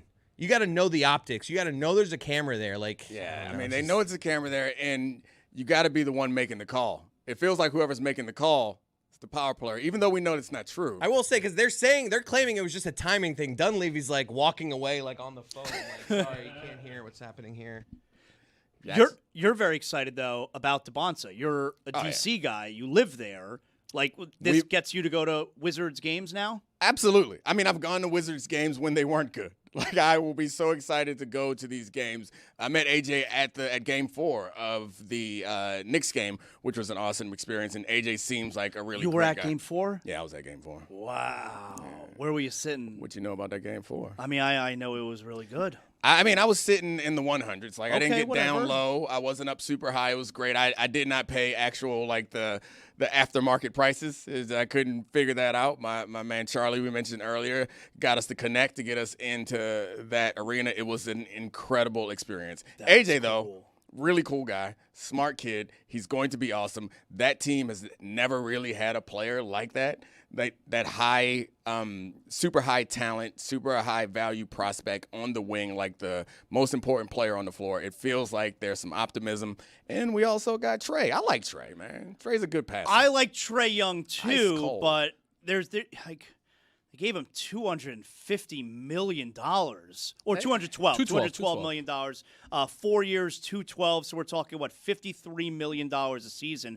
I did that quick math. Didn't even have my abacus with me. I did it in my head. That's $53 million a season for Trey Young. And like, I get it. Like you're saying, how all right, at least we got someone to watch now. You got like Trey Young's an exciting player, but They have to get over the minimum. Like that matters to 90% of the cap, and they have a team that's full of young first contract players in Trey. I think you probably, of course, it wasn't a huge market for it, but I am never going to argue against a guy getting paid, especially a guy who I think could be valuable in the right situation. They have like long wings that can help him out defensively, and I think his passing ability. The one question mark is like he gives off great shooter, but his great shooting numbers have never quite shown up. I think the ball dominance could be a concern. AJ is going to need the ball a little bit more. But, I mean, I think it's interesting, exciting, and you got to take into account Miami or Washington isn't Miami. Like, we haven't been in it all the time. This feels like something. Like, I'm excited You're about not it. spoiled. Yeah, I'm the opposite, where it's like I'm finding any way. We got someone! And we got a guy. We got a couple of guys. And Trey Young. I mean, Trey Young hit game winners in the playoffs. That's more than what we got. The Knicks fans hate Trey Young because of what he did in the Garden. We got a guy that people care enough about to hate or love. We got a guy. The Heat could use a Trey Young. You would be dying for a Trey. Not for that money, but no, but it's fair. You got a fan base who has never had, who has not had anything in so long. At least you can get a little bit excited on game day. We got some exciting players to watch. You have to. The most exciting people were probably the sales team because they work for commission, and for the last 20 years, that Wizards sales team, they've been working their ass off, man. Yeah. They're like, hey, we got a special after the game. There's a concert. Don't worry, we got something happening. We give free T-shirts if you come. Now they can be like, hey. Got some young guys, man. We got some guys. Hit my line. Get in on the ground floor. I'm fielding calls. I call you back when I can. That's what they're I'm busy. And you know what? It's not saying spam likely when they call anymore. That number was spam unlikely. Oh, the banter makes us spam unlikely, baby. So tonight is round 2. The Heat do have a pick tonight in round 2. This is the third consecutive year where round 2, there's only 2 rounds in the NBA draft, and round 2 is on a second night. It used to all just be one night, round 1 and round 2. And this is the third year they're doing this. If you remember, the first year they did round 2, which, look, it's not like the NFL. You pick a player in round 2, you want that guy's going to be a starter on your team if you made a good pick. In the NBA, round 2, half those guys aren't even going to be in the league, all right? And 3 years ago, the very first time they did a separate day for round 2. Why was that? Because Bronny was about to be drafted. Yeah. So they had its own day because they'll never admit it, but no, it was because Bronny is going to be drafted. So round 2 is going to get its own day. I feel like after this year, we could pull the plug on that. Yeah. You want to do a couple more years so you can kind of feign the idea that, no, nothing to do with Bronny. See, we're still doing it. Round 2's got its own day. I feel like after this year, it's like, all right, we've seen enough. Just one day. To be fair, the guys and girls that work in the NBA and the NBA media, that's a really long night. When you got the first round and the second round on the same night, that's brutal. The NFL draft used to only be 2 days. Yeah. You would have 4 rounds the first day and the final 3 rounds the next day. And the first round was 15 minutes between picks. As a show that often live streams these first rounds, let's stick to 1 round, please. And thank you. I get to tell people that I was a day 1 pick. I'm old enough to be when the first 3 rounds were on day 1. So, hey, were you a first you round tell pick? it to someone else, like, holy shit, you were awesome. It was a Right? day 1 pick, y'all. Yeah. That was me, day 1 pick. Yeah. I got a spam likely call while we were on the show, and it just reminded me that my dad, who's retired now, has taken it upon himself to answer these calls in spam emails and give them the runaround. He's a freedom fighter. Oh, you want to try to mess with I my like day? that. I'm going to mess with your day. He's like, I got time. I got Nothing 40 but. Let me speak to your supervisor. Yeah, you gonna send me some money? Cool. I'm gonna talk to you for an hour about how you gonna send me this money and never actually give you any account information. We gonna mess around for as long as you want to mess Let's around. dance. I'm gonna make you quit. I'll make you hang up. Well, I got the lev. It's easy to do that now with because you'll get the spam texts now. Yeah. So it's real easy to mess around with these people on the text. It's so dangerous though, man. Like I feel like I could fall into one of those traps. I'm getting older, and it's like I've noticed myself where I don't completely dismiss the spam text. The calls, emails, smell them right off the bat. Oh, spam. I get a spam text. I read the whole thing. I'm like, are we sure? Before I'm like, oh, it's definitely spam. I think I'm getting old. There are a lot of people who want to fix my roof. That's crazy. That's actually a great. What about the people that come to your door? If The you, windows. I know. Obviously, we don't. Obviously, the first option is you don't answer. Right. But if you just happen to answer it, are you the right away? I'm going to be a little rude here, not interested, and then I'm just shutting the door because I'm a sucker. I need my wife to come save me. I'll stand out there for 20 minutes. That's happened to me. I'm never gonna actually purchase anything, but I'll take your number That's down. happened I'll make an to me. appointment. I have a hard time being rude. I'm a generally nice person. I have a hard time being rude to someone, especially face to face. And one time I was doing these, I'm standing out on my porch, I'm listening to this person yap and We're yap. gonna be in your neighborhood later this week. Well, no, it's one of those people like it's like the magazine subscription thing, you know. And then after like 10 minutes, my wife, she doesn't know what's happening, but she knows what's happening. She opens the door, and all she does, she goes, "It's enough of this. Let's go." We're the same, dude. I said the exact same things happen to me. My neighborhood, they've been running this great scam where You got that it's- nice neighborhood too. Yeah, I'm in a nice neighborhood, and they bring Got in that cul-de-sac. and they bring no cul-de-sac. They bring in guys who have been recently released from prison, and they're like, "We're in this prison release program. We need you to buy these magazines in order to like fund our like recovery." And so, in the background, Feels like Scam I Likely. assume that all my neighbors are like, "Hold up. You got out of jail? If I don't buy these magazines, what's really gonna happen?" Sure, I get this money. Magazines, take them. Faster.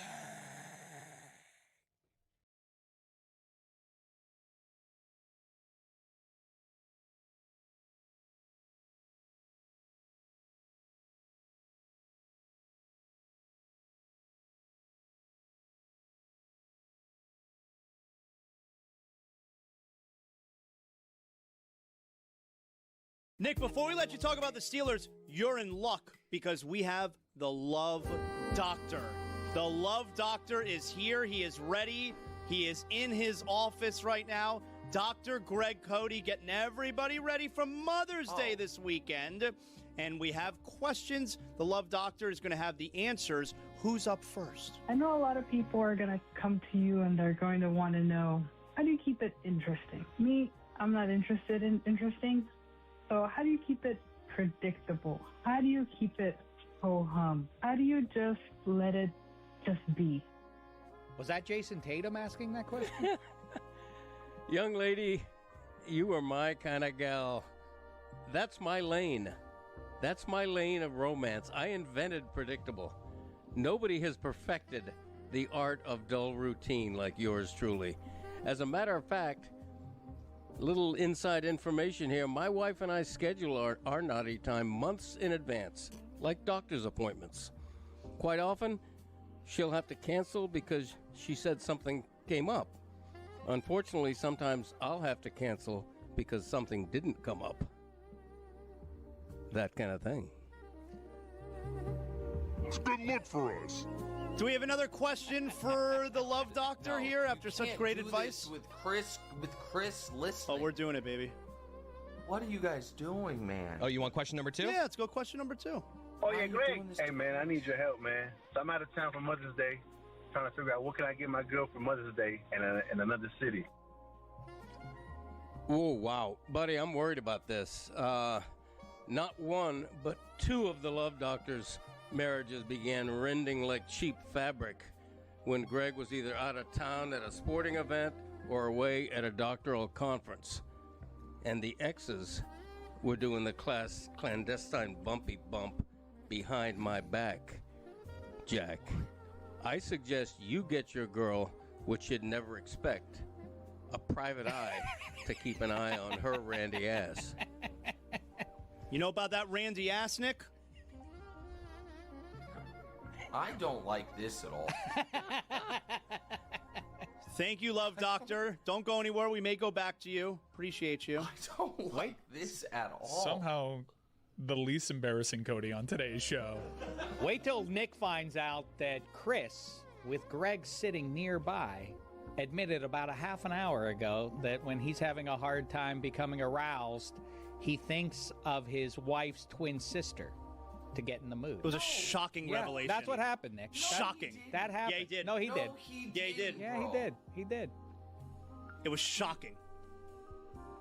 Unnecessary, also. I don't like. This isn't. Again, I might need a mean here. This isn't kayfabe. Kayfabe? Kayfabe. Which is it? I don't know. Kayfabe, Thank wrestling you. nerd here at your service. This isn't. Zaz could have Thanks, helped there. Mike Ryan. This isn't kayfabe. I don't like this at all. And I would appreciate if you guys turned the music off. This is not great. So the Steelers. Are you ready to do your catchphrases? I heard there's some controversy around the. It's the Greg Cody Show featuring Greg Cody. He is counting down his top 50 catchphrases of all time. It has been a successful months-long joke. What is the controversy surrounding your catchphrase list? What is the issue? It's big. The controversy is that based on quality demand, the catchphrase countdown has suddenly increased from a top 50 to a top 60. What? That's What? right. And it's controversial. Of course it is. You told us it was a top 50, and we told you. We told you it was. We told you it was something you were making up as you went along, and that you weren't going to get the numbers right. And now you just changed it. He botched it to such a degree that there are so many good ones left that we're just pushing all the current knew that was going to happen, though. That's exactly what we were saying. Your brain beating me. How did this happen? What was the ruling? What did the committee get together and decide? How did it happen that it got expanded? Now, no one's going to complain about this because more catchphrases is great, but we told you this was going to happen, and we told you this was a sloppy list by you. The others, they all learn from me. Yeah, right. No, I looked at all the catchphrases remaining, and there was only 14 left, but there were like 20-something good ones. So I'm like, thank you. Let's go. Wait a minute. So how did you do it, though? Are there now? Is there now a new list, 50 to 60, or No, what are you doing? everything that's been said is just like what was 50 is now 60. Yes. There were 14 left, and now there's 24 So we're left. not in the top 20 No, anymore? now we're at 23 we were and in the top 20 of the countdown, and now we're at 24? I'm telling you, they're bangers, though. They're just bangers There left. is nobody that's actually upset about this development. Come on. You've got to honor the list, though. I'm telling you, I got a peek. I don't know the exact order, but I got a peek of what the top 10 looks like, and it is just banger after banger. Yeah, Yeti hated it. He's against it. Yeti thinks that we should just make him live with the world he gave us. Should. Like, I asked you several times throughout this whole process. Have you thought this out? Have you planned out the list? You know that there are 50. You kept assuring me that you have it all under control. Driver comfort is paramount. He ain't wrong. You know, part of the beauty of me is a bit of serendipity, a bit of You're the kind of guy. unpredictability. And so the same is true with this list. Okay, whenever you do a countdown, Zaz, bank this information for your future. Whenever you do any sort of a countdown, controversy is good. You want somebody to say, that sucks, that should be lower, or that's, wow, I can't believe that's not higher. So wait, so what used to be 50 is now 60. Yes. So we've gotten fraudulent rankings up to now. All the numerical rankings we've gotten up to now are all wrong. He can give you the updated, like number 60, he can give you the update of whatever. I know, but they're every previous incarnation of this that we have given the American public and internationally has been wrong. I would say adjusted more than wrong. Adjusted. Maybe to Greg's credit, too, I've never heard of a top 60. Thank you. Well, how do we know it's not going to end up being 62 because he's going to think of 2 more on his way home because he didn't plan any of this It out? would never be 62. It could bump to 65. It would never be a number like 62. We would obviously go in 5s, Dan. Here's also the thing. This is a big question of mine. So you have left 10 out, which is why you are expanding it from 50 to 60. But the 10 that you left out are automatically like they're in the top 23.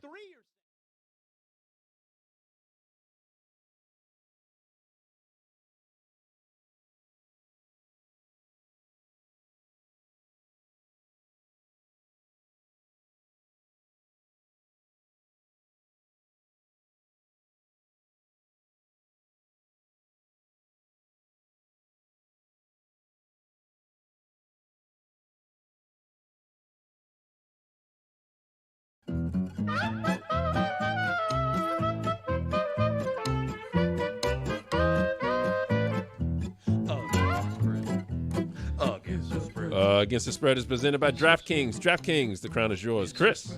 Oh, Scotland finally plays in Miami tonight. They've been here what feels like 3 weeks, partying, having the time of their lives. The Tartan Army is in full force. I know Brazil is going to bring it strong tonight as well. Oh, Brazil's got great They fans. got great fans. Brazil versus Scotland. What an atmosphere it's going to be tonight at 6 p.m. in Miami. I'm going to take Scotland plus 1.5 goals with all that energy from the fans. I think they're going to compete. I'm not saying they're going to win. I see them losing by 1, but plus 1.5. You get to root for that fun atmosphere. Root for Scotland. That's my pick. Scotland plus 1 today against Brazil. Against the spread. Against the spread. Hey, World Cup fever is here. Join the Le Batard Show and DraftKings Sports for Colombia versus Portugal. It is on Saturday, this Saturday, June 27th, 7:30 p.m. Eastern Time at Lost Boy Clubhouse, 157 East Flagler Street in downtown Miami. And remember, DraftKings Sports now available in all 50 states. All 50. See you there. So, trying to explain, Chris brings up Scotland and the game tonight. They're playing here against Brazil. Great. Just got buzzed into my ear. There's been a challenge on the play earlier in the local hour. I'm going to have to go to the video and see what the challenge is, but we just got a challenge. There's a challenge. Play under review. We'll have a clip in a second. No joke, but I swear to God, this second, I just got a text. Hey, Jonathan, here with the local Hollywood tree crew. Swear to God. We're doing tree removals in your neighborhood. Any trees you'd like to remove? I swear to God, this second. There's got to be a balance. When you use a company, that doesn't give you the right to text me every day. I took a boat out in the Keys like 4 years ago, and I still multiple times hey, you want a boat today? Hey, we got a boat. Oh, how'd you know? I was going to call you. Yes, I do. Hey, I'm aware of your company. Used you last time. Enjoyed you. Gave you a good rating. I'll be back when I need a boat. Stop texting me. You're going to opt out. Just say stop. If I had a tree I wanted removed, I'd get a tree removal. That's what I would. All right, so what's happening now? A construction worker's coming in to review the play. We've had a challenge on the play. We've had a challenge on the play, and we're gonna go to our. Why should you be? Why are you nervous? We're going to our video review here to see what the challenge was on. Look at him. He's got it like he's leaning into the mic, like he's one of the NBA referees. This is Zach Zarba here. That's exactly right. Let's roll the tape and see where the challenge is. ANTETO Anto to. This is where the K's show up. Kupo, KOUMPO. Yes! Got it! In your face! We gonna win today! He missed a letter. Yeah, as you can see there, he switched the M and the N. Ooh. What are we giving? Wow. I'm very sorry to do this, but Oh wow. Oh, he's pulling out a yellow card. Oh. You get another one of those, you're done. the only reason why it's a yellow card is because it was a tough name. He switched one letter, so I'm going to give him a yellow. Next one, he's gone. Buck him. So we got the construction worker coming to give the basketball style review, giving a soccer card. This is To the football player. Yeah. Right. I want to apologize for embarrassing my family and that M. That's a good challenge right there. That was a good catch. That's a good challenge. Good challenge. yeah, who was Antetokounmpo? Like, if I would, that was the easier part. Like, that sound is actually there. Wow. All right. Takoum. Gotta get the muh. You know there are 6 World Cup games today? There are 6 games today. Because we're at that final game of the group stage where they want to put people at the same Just gotta time. get it all in. No funny business. They don't want people seeing results. Oh, so is this the final? Is this the first day of the final games of groups? Yep. Okay. All right. Everyone is beginning their third and final group stage matches today. Felt like I understood it until you just said that. Like, I knew what was happening, and then Zaz said something, and I got confused. So it is the final day of the group stage. Of the round correct? robin, Right. like opening And round. as they do in soccer, they all play the same time so that we don't have like scoreboard watching. So shenanigans. Where in order to have a game, because there are teams who, like U.S., fortunately enough, won enough games that they had a game that didn't matter, and they just they can potentially mail it in. So we're trying to avoid that. They need a draw to win the group. So I think the easiest way to do this is groups A, B, and C are all playing today. They're playing their final group games today, starting at 3 p.m. Eastern. So, all right, you got some stuff on the line today. Like, today's going to be some good soccer. I could be way off on this. I should probably have looked it up, but I had heard earlier in the week that the Bosnia-Qatar game is relevant to the United States, that if the United States end up winning their group, they would essentially play the third place of that. Well, the U.S. has won their group. No, because they have 6 points. U.S. won their group. Okay. Yeah, they've won their group. I saw the other teams have 3, so they could get to 6 too. Right, but one of the teams that has 3, the U.S. already beat head-to-head. All right. Well, so they won their group. My point is, so the Qatar Bosnia game, unless I'm incredibly wrong, I'm going to verify this now. Could be like the winner of that game is who we play in the knockout. That makes sense. Hey, get the cards ready. Get the cards ready. Damn! Right after a challenge, I did that. Get the cards ready, big dog. Get them ready. I gotta get buzzed in from my ear from Secaucus. So I don't know what's sweating. going on. You guys have heard about the invasion today? Okay, Dominique. I don't know anything. Well, I know very little about this, but what I do know is, so we have Scotland, Brazil, which is taking place here. I can only imagine.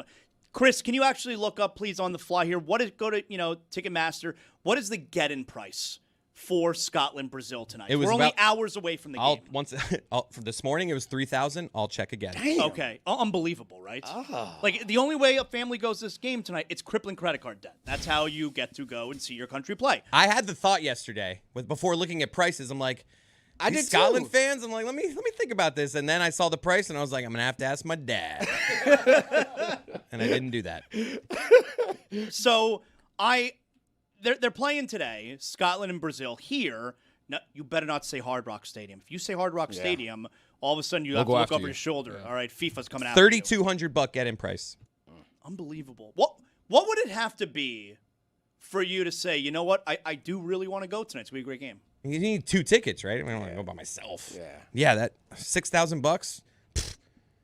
I don't even know. I would rather, like, if it was Game 7 of the fight, like, I got those seats cheaper for Panthers because I had season tickets. Like, I'm not paying $6,000. I'll just watch it at home. What if you see something you thought you'd never see in your entire life? Okay, so explain. Brazil fans. You've seen Brazil fans. No. They got great fans, Brazil. Let me tell you something. So I heard Tony's all riled up this morning about, what did you call it now? An alien invasion. All right, can you explain this nonsense? Okay, so there is a psychic and spiritualist out of Brazil, and she says that she's had multiple dreams that on June 24th at the Brazil-Scotland game in Miami, there's going to be an alien invasion. We're on the pitch. Huge motherships are going to show up. Very Men in Blacky. Multiple motherships. One mothership, other satellite ships are going to show up at Miami Stadium. And they're going to abduct players from the field with mechanical arms and also get people from the stands. Thousands of people are going to be taken from the game tonight, according to a psychic in Brazil. It just hit me. that FIFA isn't forcing us to change the names of the stadium because they're greedy and they want all the money. They're trying to confuse the aliens. Aliens going to be looking for one stadium that doesn't exist anymore because we're playing at Miami Stadium. Like they're using their alien ways. Yeah. So like, oh, it's Hard Rock Stadium, but damn, this one's Miami Stadium. Flying in circles. Flying in circles. Not Waze, Thought it was right here. WAYS, Alien, WACE. Aliens are like, that's them complaining about the What's prices. it called when you're racist against aliens? Is there a name for that? Alienist? I think I don't know. Alienophobic? Get the cards out. Juju, put it on the poll, please. Is it called alienophobic if you're racist against aliens? So this lady is staking her claim. She's got 23 million followers on social media. 23 million? If you're a psychic and your run game on, hey, I can predict the future. I know what's going on. This is a very bold thing to do, to be like, there's going to be a massive alien invasion here, and then if it doesn't happen, what do? Business model's done. Nah, you gotta. I mean, they're scammers. They know that they gotta move, right? They gotta spin. Yeah, she gotta spin. I mean, she's gonna be like, well, it happened. You just didn't see it. They were imposters, and they used their cloaking technology, and they replaced the people, or they brain wiped you. And then she got plenty of spin, man. If she got all them followers, she ain't get them followers by being right all the time. Has she said anything recently? Like, because today's the day? She says, I saw so much screaming and crying, so many tears and suffering. Ooh. That's her latest thing. But the second dream she's had, because the first dream was the actual invasion. The second dream, she got up into the mothership. And she was in the mothership. She was one of the people. So she's going to the game today. Maybe. Or she got that was in taken a dream, somehow, some right? other way. So how do you know which dreams are like telling the future and which dreams are just like dreams? Because I assume she has some dreams where she's like doing, like she's flying or something, and then she wakes up and doesn't fly. Like, yeah. Don't you have a flying dream? I got flying dreams. Yeah, okay. Zaz, you fly? Yes, I do sometimes. Sometimes I can fly. Yeah. Yeah. My question is, okay, this is a very important question now. Are you okay? So again, are you going to the mall later? Just to recap. This woman, a Brazilian psychic who has millions of followers, so she must make a living doing this. All right, even though it's bullshit. So she says that there are going to be multiple alien motherships that descend upon not Hard Rock Stadium, Miami Stadium, during the World Cup soccer match tonight, Scotland and Brazil, and that people are going to be abducted, players and fans. Thousands are going to be abducted by these alien motherships. Now, let me ask you something. This is a very important question. And hear me out. Are you rooting for this to happen? And the reason I say that, you may say, Zaslow, what a ridiculous thing to say. Hear me out for a second. I would say that. Are you rooting for this to happen? Because there's one part where it's like, no, of course I don't want that to happen. The world would stop. It would be crazy. She's seeing suffering, and you don't want any of that, all right? But do you want it to happen because it'd be like, holy shit, this is unbelievable. Yeah. There are aliens. We know there are aliens now. They're the motherships, and they are abducting our people. Oh my God, this is the craziest thing I've ever seen. Are you rooting for it to happen now? I think I am. What? I think I am. I thought this was the worst hear me out ever. I was hearing you out. No, he's onto something. Okay. Hear me out. He's onto something. Especially if you paid $6,000 for the ticket. I want to see something. That is true. Go watch the soccer game. I'd like to $6,000. see something I can talk about. Let me see some motherships in the air getting people on robotic arms. Give me a little content here. That's content. That is content. we could do a really good show tomorrow if it happens today. The local hour would be jam-packed. Can you imagine? imagine? It's here, Miami. Can you imagine? So they aren't staying. They're taking these people and leaving. Well, no, so it's a the one-day abduction portion is you take them and you take them somewhere else. Right, but I'm saying they will not, like, it'll just be something that happens that we talk about. There'll be no further impact. Like, they're not going to stay here. They're not going to learn things about us and take over. Like, it's just coming in. We give away 1 million people. They leave us alone, and then we just talk about, remember that time for the rest of our lives. Yeah. Remember that time? Guys, do you remember that it seems like I was right. We are rooting for a result today with Bosnia and Qatar. If they tie, that opens the door for the U.S. to potentially play Senegal, which is one of the third place teams, a team we're trying to avoid. Right. Whereas if there's a winner in Bosnia and Qatar, they are most likely to play the U.S. in the round of 32. So That's what you're rooting for today. It doesn't really matter who. I don't know if you have a. What are we rooting for? Well, I would just say I think either. I don't know. Maybe Bosnia off the top of my head. No, I'd rather rooting for either is not rooting for. No, that is. It can be a tie, Zaz. So you're just rooting for a result. You're rooting for a winner. You're rooting for someone to win. Right, if it's a tie, that makes it where you could end up playing Senegal. Okay. And we're rooting for the mothership. Maybe it's something to talk about. Can you imagine you and your kid watching the game? It's like, the mothership! What would you do if you're watching the game and then all of a sudden the mothership descends upon the stadium and like it actually happens? But you're watching, you're safe, you're watching in your living room. What would you do? Like, do you yell across the house? You want your wife to come see what's happening? Like, what do? You grab your bat and you head down to the stadium. I'm about Head that down action. to the stadium. I'm about that action. You just gonna let them come? You're trying to break out the phone? You're gonna record it? No. Fighting these aliens. Oh, you gonna let them come and take your people? Wow. We gotta. Is that not? Oh well, it is really expensive. $700 to park. Yeah. Oh yeah. Well, they can have them. They can have them if they come. Yeah, we got to buy a parking lot. Traffic will be tough because you got to figure if the mothership is there, there's going to be some rubbernecking. Yeah, you people know? are going to want to leave, so the traffic going to the stadium is actually going to be good because it's going to be clear. But there'll be a lot of Everyone's gonna rubbernecking. You know, people who are driving are going to be going slow. They're stopping. They're looking at the mothership. You're not going to get that close, Tom. Well, I'm running. Like, you got to fight them. Oh, you're going on foot. You got to fight them. You're not going to fight them seriously. You're not going to fight them. You're going to hide. Well, you're going to get to a certain point in a car, and then get out, leave the car stranded, and then go on foot. But I know I sound crazy, but seriously, though, if there's aliens invading, would you rather go and fight or duck and hide? Because the duck and hide portion is, all right, I might live for a couple more days, a couple more sad, scary-ass days, or let's go fight this thing. Either we fight, or either we go push out like it back, a champ. or you don't. You go out like a champ, or you actually win. You guys are parking the bus. You can't park the bus on life. You parking the bus on life. You get your baseball bat. Well, we're in Florida. You get your firearm. You got your firearm. You don't need a baseball bat down here. I was thinking D.C., where it's much harder to get one of them weapons. You get something. You head down there. They might be allergic to, I don't know, grass. Call your grass man. Take some bags of grass. Throw it out. Figure it out. And you fight back. I don't know. I'm not in the National Guard, man. Like, National Guard needs to come over and, Air Force. Nah. They are for, like, this is an all hands on deck. I don't know about that. You better get your hands on deck. Yeah. This is not like country versus country. The country versus country, we got people for that. Right now, we need everybody, men, women, and children. You're looking at me like, don't worry, Zaslow's on his way. Yeah, I mean, you could take a couple shots while it's kind of like an NBA fight. You don't want to be the guy walking away. You want to be the guy walking to the fight. Even if you're not going to throw anything, you got to do something. You got to show for the boys in the film room. Hey, look at me. I was look at me. They stopped it before I could get there, but I was there. I was on my way. Look at the inertia. Moving this way. Tony's got an idea. I got that thing on me too. You got to.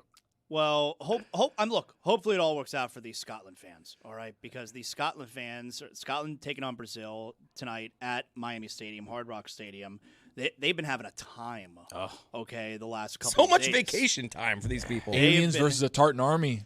They've been at the Marlins game the last couple of days. My son said to me, my 4-year-old goes, why are they at the Marlins game? And I didn't really have that good of an answer, Like, I told him, like, I think they just all want to be together and have fun, But why the Marlins? Like, I saw they're at Mike. I think there's just so many of them. They're everywhere. They are everywhere. They're at Mike's bar. Yeah, they just want to be together. And see on the video, like Jeremy, look at him. He's all up in their business.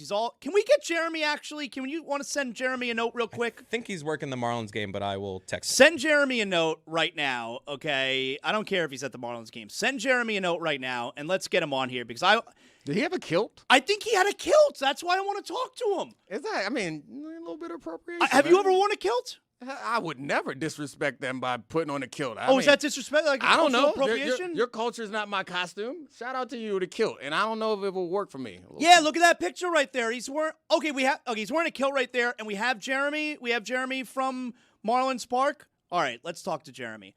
Jeremy, were you wearing a kilt the other day? Yeah, of course. Jeremy is coming at us live from Marlins Park. It looks like he's in front of the dugout. Thanks for jumping aboard with us. So you've been hanging out with these Scotland dudes the last couple of days at Marlins at Lone Depot Park? Yeah, the Tartan Army. Like, they're incredible.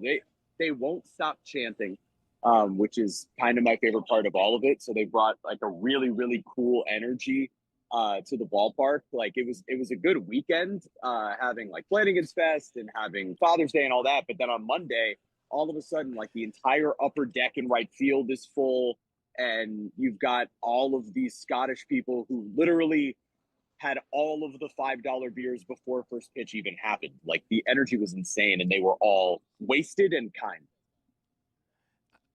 I love it that they replaced the normal Marlins energy, which, I mean, I haven't been to a Marlins game in probably a year, and that energy that I felt there was not the energy that I saw in the video. So it's nice. It's a normal. Well, they have a really handsome new in-game host, and that guy's really changed the atmosphere. You know, they've actually this season set the record for the most wins in a row ever at Lone Depot Park. And a lot of people are giving credit to that host. Let's get to that kilt action. They call him Uptown Pale. Oh, that's a good nickname. That's good. So they were fine with you wearing a kilt? Like, I feel like it's something you got to earn. Oh, yeah, they encouraged it. No, they encouraged it. They What taught me how to material is your be kilt? a true Scot. Oh, mine was purchased at Party City.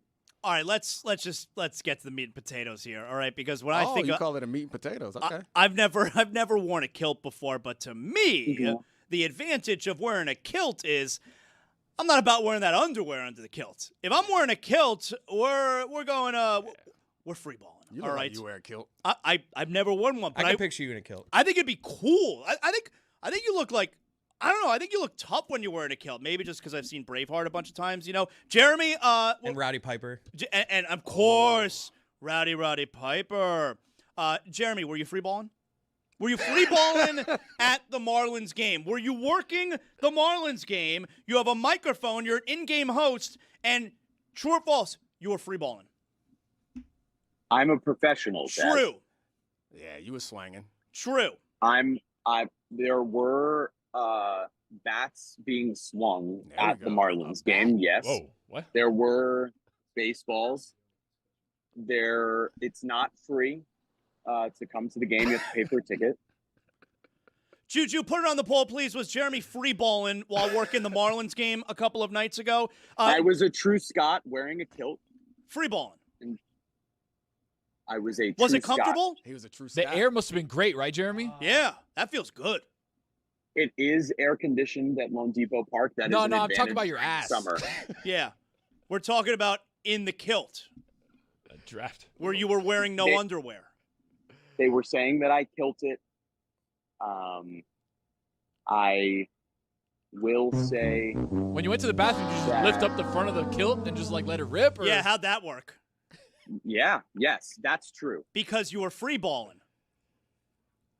Oh, I think they're calling. I gotta go. He's embarrassed. Did I embarrass him? Why would he be embarrassed? It's nothing to be ashamed of. No. It wasn't like he was out there just buck. At least he didn't say Flamley yesterday. Oh, Jeremy, he doesn't get away with anything around here, man. Yes, her family. Oh, did we cut up the? Let's have fun with that sound. Family.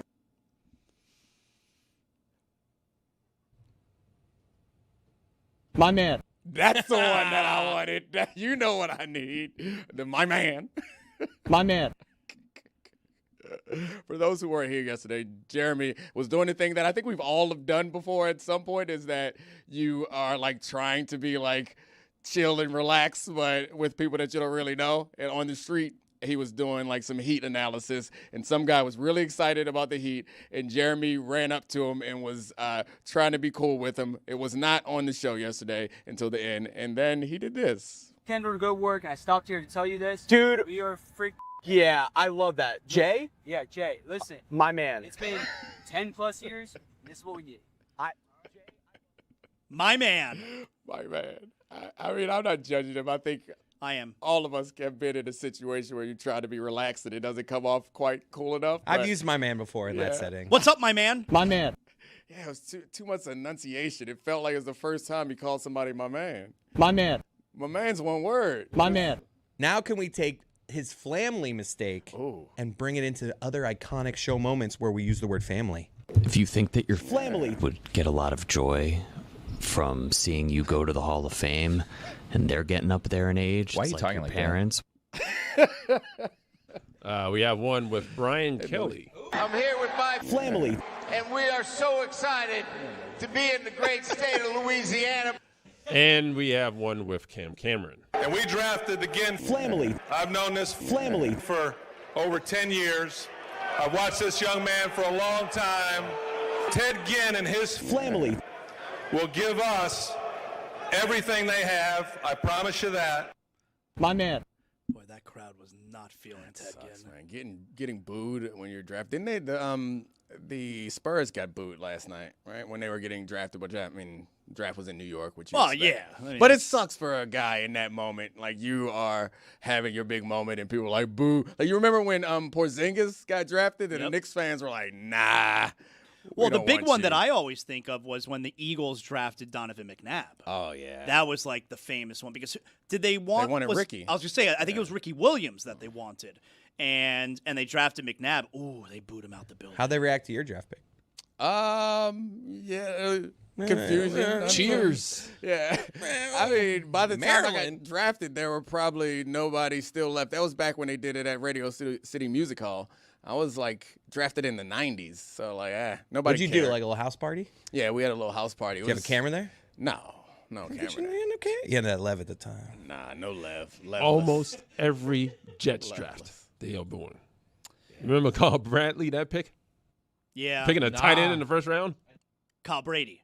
Oh, Carl Brady, sorry. Yeah. Carl Brady? Yeah, Kyle Brady is the famous one. Yes, where they booed the pick. I had to explain to my son last night. Adam Silver gets up there, and my boy really enjoyed where I said, "Doesn't Adam Silver look like he looks like a Q-tip?" My son thought that was the funniest thing ever, and he said, "Why are they booing him? He didn't even do anything." And I was like, "It's just what you do." Yeah, you got to boo. I mean, that's the Roger Goodell thing. You got to boo the commish. Like, and Roger plays into it and loves it now. Now it's just a thing that they do to all commissioners at every draft. Well, actually, Gary Bettman. Yeah. Yep. I mean, commissioners are pretty booable, man. Of course. Like, it's hard not to be a booable commissioner. Of course. Tony, with the NBA draft last night, there's a lot of storylines, all right? You got a top 5 for us to keep us updated what's going on with the association? Yes, I do. A top 5 storylines through the NBA draft. So we're going to have a little OLI, and then we'll get to the top 5. OLI, number 1, Sacramento. Welcome to upgrading to being Portland now. Sacramento drafted Darius Acuff Jr. Very good pick. Good pick. Nets should have taken him. They got Michael Brown. Also very good pick. But Portland, and a guy who got drafted there out of a small school, even though Darius Acuff went to Arkansas, Damian Lillard, very comparable to Darius Acuff Jr. And Sacramento, who I don't even know who's on the team at the moment. Like, they just have a roughshod roster of I mean, they still old got guys. Sabonis for now. Sabonis for now. DeMar DeRozan. They have Keegan Murray. Yeah, sure. All right. Is Malik We Monk got still you, running Zaz. around? You know their roster. Like, but a bunch of guys that are just like not really that good. So Sacramento has upgraded to being Portland now. So that's good for them. Number 5, are the Clippers going to make any moves coming up? My man. The question is, we thought they were going to go get Darius Acuff Jr. There was a lot of questions about Kawhi Leonard, about his situation. Were they going to be in the Jaylen Brown conversation? Seems like they're not at the moment. They go and get Wagler out of Illinois, good big guard to pair with Darius Garland. But are they done? Does Steve Ballmer have a bag of tricks that he wants to pull something out of and try to get something for Kawhi, who may be headed towards some sort of situation? The Heat should trade for Kawhi. Okay, so let's talk about that. What do the Heat still have asset-wise to go get Kawhi? Nothing. But they should get You got it. Jovic. Would you like a Jovic? Yeah, you got Jovic. You got Norm Powell. Trade him back. Andrew But Wiggins. you don't actually have Norm Powell, though, right? Well, you can sign and trade. Yeah, You can Wiggins sign would and have trade. to be part of the money, right? But he'd have to opt in. Like, you can't do that until the league year starts. Okay. So there's something there. The Clips have an interesting situation, especially with the aspiration conversation. If something's going to happen there discipline-wise with Kawhi, with draft picks, with whatever, seems to be smart to get out of town while you still can. Number 4, will we remember this top 4 in 10 years? My man. Right? It's been a I think we might. very big talked about top 4 between Boozer, DeBansa, Peterson, Caleb Wilson. Everybody's talking about Caleb Wilson, maybe the best guy in the draft. We don't know. Darren Peterson should have gone 1. Like, to me, I think Cam Boozer's probably the last of those guys. Just athletically, I don't think he's on par. But there's been a lot of drafts where we were like, wow. Lowest ceiling but highest floor, I think. Cam Boozer. Sure. And to a Memphis team with Zach Edey, like that'll be interesting as far as a front line. No one cares they have John Morant anymore, you know? We don't know if he's going to be on the team.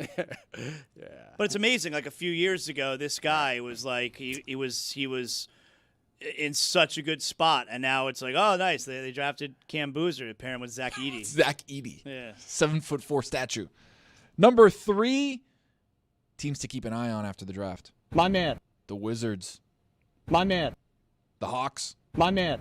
The Jazz. My man. Jazz, sneaky, good little move around what they've been doing. They've gotten a lot of good pieces. Darren Peterson's a very good player. If I'm a Jazz fan, I'm a little bit excited between Markkanen, Jaren Jackson Jr., Ace Bailey, and now Darren Peterson. I feel like I got something to watch every night. There's something there with the Jazz. The Hawks getting Kingston Fleming is a very good point guard that they needed. Jalen Johnson's been great for them. Like the Hawks are doing a lot of good moves. And who knows? Maybe the Hawks wind up trading for Jaylen Brown. You know, all of a sudden now it's a really good team in the East. And obviously the Wizards. I like what they've been doing. They've got some playoff potential, play-in game potential next season. Number 2, Dusty May won the night. My man. Between getting 3 guys drafted in the top 15, having the clip of him dapping up, laughing, and then going complete mog face straight to the camera. Mog face? Yeah, he's mogging to the camera. My kids say it. Your kids say mog, Dominic? Nah, my kids aren't mog sayers. He did the thing where he was like super excited and giddy and genuine, and then he realized he was on camera and like made his face look mogging? cool. Yeah, you're like, I'm so free. Oh no, I'm cool. I thought mogging was like you like look better than someone. Yeah, I don't know if that's looks maxing. No, looks maxing is like a lifestyle, right? Mogging is like a situation. Like you mog somebody when you're. We sound so old. Oh my god, zero clue what you're talking about. I think mogging is like you frame mog them. It's like you take a picture. Yeah, you with got someone. Keep talking. You got this. Yeah, I'm getting he's making sense. Not helping me here. The internet's happy with this. The Right? more He's I cooking. talk, the more sense I make. Yeah, I'm good. Dusty May not only had 3 guys drafted, not only had that viral moment. Drafted one of his own kids last night, right? Drafted one of his own kids. It makes you think. One of his players. Yes. What makes you think? Not his child. He had 3 guys there, and he's like, I'm going to take the best guy out of the 3 because he had the first pick of those first 3. So he took the pick of the litter. So Dusty May won the night. And number 1, Oklahoma City reloads. Did you like the Mara and Sturts pick? Because I very much like the Sturts pick. My man. Sure. Mara's also 7'4". They need him to be able to help defensively against Wemby. Obviously, we know Chet cannot be in the same building as Wemby anymore after what he did to him during the Western Conference Finals. When they make those picks, and like I think about it from the perspective of the players and the night and how important that clip is to them and their family, it's always a little awkward when you get drafted and then your pick becomes about someone else completely, which is what they did. They're like, this is all about Wemby. Like, tell me this guy is good. Tell me his sad story. He's 7'4". From Spain. And he's like, we got him for Wemby. And then they said the most outrageous thing, which I guess makes sense, is like now Chet can play the 3 where his 7'1" ass belongs. Like 7'1" What is he, Kevin Durant? Yeah, like we're doing whatever it takes to make sure that Chet does not have to go up against Wemby. Please, anything. Yeah. There's the tallest guy in the draft, get him. Yeah, and you know what? It made the finals made Holmgren look even worse because no one on New York was afraid of him. Now it doesn't mean that Wembanyama is not better than you, but like Chet Holmgren was legitimately afraid of Wembanyama. No one on New York was afraid. Like, all right, we're going to try and play against him. There's nobody better than Wemby. Wemby's better than everybody. It's not the point. The point is you go up there and you bust him in the mouth. Yeah, you got to try. And you play tough. Yeah. The same thing that Mitch Robinson did, that OG did, that even Cat did. Just try. Cat was the guy that played the toughest on Wemby. Even if you would have told me Chet or Cat, who's going to have a better defensive series, I would have told you Chet. A lot of tough guys in here who are not afraid of this alien, but were afraid of the other aliens. Y'all wasn't with me going down to the stadium to fight back. But now all of a sudden, you're like, oh, you're not scared of the 7'5" alien that's actually here. Where are my tax dollars going? Fake Call tough guys. The reflecting pool. That's where it's going. They're going to other places. Tony, any others? Did we go through them No, all? that's it. That was number one. OKC reloads to try and get Wemby out of the Western Conference Finals and into the. That means NBA Hartenstein Finals. is out, I guess, if they went with Mara. And They got an option on him, so we'll see what that lands them. But they needed a second ball, third, fourth ball handler. Bennett Sturts is going to be a very good shooter and a very good ball handler. I do want to mention here, so we got 6 World Cup games today, and we got the alien invasion coming here at Hard Rock Stadium with Brazil and Scotland tonight. But we do kind of have to mention, especially because everyone was crushing him for like a week. Ronaldo had a couple goals yesterday. It is important for us to mention that. I get it. Okay, it was Uzbekistan. All right, whatever. He had a pair of goals after we spent a week crushing him that he's washed and he's hurting the team and he's come off the bench, and what a disaster this is for Portugal. Now, again, maybe it's because Uzbekistan isn't any good, but still, it's Ronaldo who heard a week's worth of everybody saying that he's finished, and then he had a pair of goals the very next game in a World Cup match. I thought that was pretty cool. Yeah, I mean, and he still obviously has the foot. Like, the goals weren't easy to score. I guess getting in position and having the opportunity to score the goals against a team that is not among the top is something. 5 goals in soccer is a lot of goals to be scored. They blew this team out, but it's still something. He scored 2. He didn't play defense against any of his own teammates from scoring. Just a major win for Ronaldo yesterday. Yeah, so important to mention that. Something else that's really important for us to mention here, there's not going to be an easy way to transition in or out of it, but we're just going to do it because it's important to note, and we care very much about David Sampson. So you may have seen yesterday on Twitter, there was nothing personal with David Sampson yesterday, and he tweeted out that there was no show, and he apologized for that. And you all know that David has been dealing with a very serious issue with his daughter, and he sent out this tweet about an hour ago. I will read it to you for those who are not watching on video. Yesterday, my daughter Kira passed away peacefully after a 9-month and 11-day fight against one of the cruelest diseases I've ever seen up close. She was diagnosed with brain cancer, specifically glioblastoma. I have felt all of your concern and love for these months and wasn't ready to be any more specific than I was. Kira was a 28-year-old young woman who loved deeply and who was impossible to describe in 280 characters. While her life got stolen from her, she handled these months with courage, poise, and resolve. And all I want is for no family to feel what we feel today, for no young person to suffer the way she did. And then he continues on with where you can donate. You know, if you were thinking of sending flowers, you could donate instead to the Kira Fund. And it finishes with, this fund will be used solely to research treatments for glioblastomas. And you can go to David's Twitter account, which is at David P. Sampson, and you can click on the link there if you are so interested. But I want to send out a note. I sent out a note this morning to David, and I could do it here as well. I know David gets a lot of criticism from the audience, and that's fine. It is what it is. But I have always found David to be very kind. I like being around him. I think he's a nice guy, and I feel absolutely terrible for David. It's obviously an unimaginable loss, and I would hope that a lot of the audience handles this with grace. Because David has a certain reputation that rubs a lot of listeners the wrong way, I suppose. But I feel terrible for him. It's obviously the most unimaginable thing that could ever happen to a person, and he's dealing with it right now. And it's something that unfortunately is never, ever going to go away for him. So wanted to make sure that we put that out there. I feel terrible for you, David, and we're all thinking about you and thinking about your family and looking forward to the time whenever it is that you wind up coming back to work, and we look forward to seeing you again soon.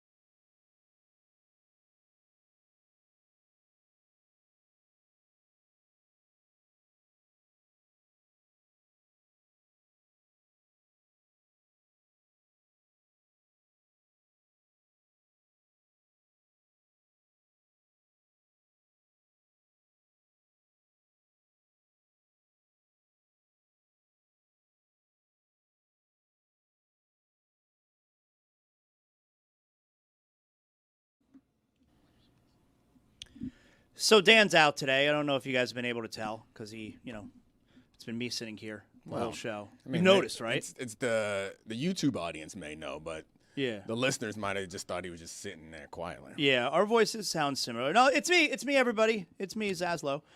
Dan is out today. How'd you clean the mic? I'm glad you asked. I was told he was sick. He was sick or is sick. And I was informed that everything in here has been disinfected. And the first thing I said was, what about the mic screen? All right. Because my lips, you could see here, are very close to the mic screen. And you don't want the lip touching like this. So you're like, my lips on it. And you get some of Dan's sickness. That's very disgusting. All right. Gook. I was told that it's all been cleaned, and I came in here and I could see it's very clean. So I was very happy about that. I mean, my wife gets upset at me about this, but when she or the kids get sick, I'm like, I don't care. Cough on me. Do whatever. My immune system is too strong for that, and she's pretty annoyed because I haven't really been sick in like a decade, and I just make fun of them. So I felt the same way about Dan. Good for you, man. It's like, look, you're weak. I'm not. Cough on me. What do the great ones say? Yeah, not today. Body, not now. Let's bring aboard Jessica Smetana. She hosts the weekly Notre Dame podcast, The Echoes. I see you. Mike Golick Jr. Jess, how you doing? Good to see you. So you never had COVID, Dominique? No, I got it, but I didn't get sick. You were asymptomatic? I tested positive for 30 seconds. Then I tested again. My white blood cells took care of business. I got the strongest What are whites you, in the game. Wolverine? You're just recovering that quick? He's a great one. Even when it comes to medicine, he's got that laugh. You appreciate it, Jess. I know you appreciated my joke. I also appreciate you look incredible. I come to work trying to look. I mean, the shirt. I mean, I come to work trying to look good, and then I'm normally greeted by people who don't care as much. So I'm happy to be joined. I know you're not talking about me. All right, thong sandals. I'm happy to be joined. He's saying I'm mogging you guys. Ooh, that's what I'm hit getting. him with a mug. You mugged us all. Nice mug, Jess. Welcome. How about that? Can you define that? By the way, not for me, for the old guys here, like me. Like Roy, because I know what it means, but Roy. It's basically what Zoolander and Hansel do in the film Zoolander to each other. We were with their discussing faces. last night, Dusty May. He was doing the thing where he was super excited, and then he realized he was on camera. So he went from like, "Oh, I'm so free and having fun." "Oh no, I'm super cool because I'm on camera." And we were wondering if that was some version of mogging. I think that was just being perceived. That shirt looked like I think money. he just realized he was being perceived.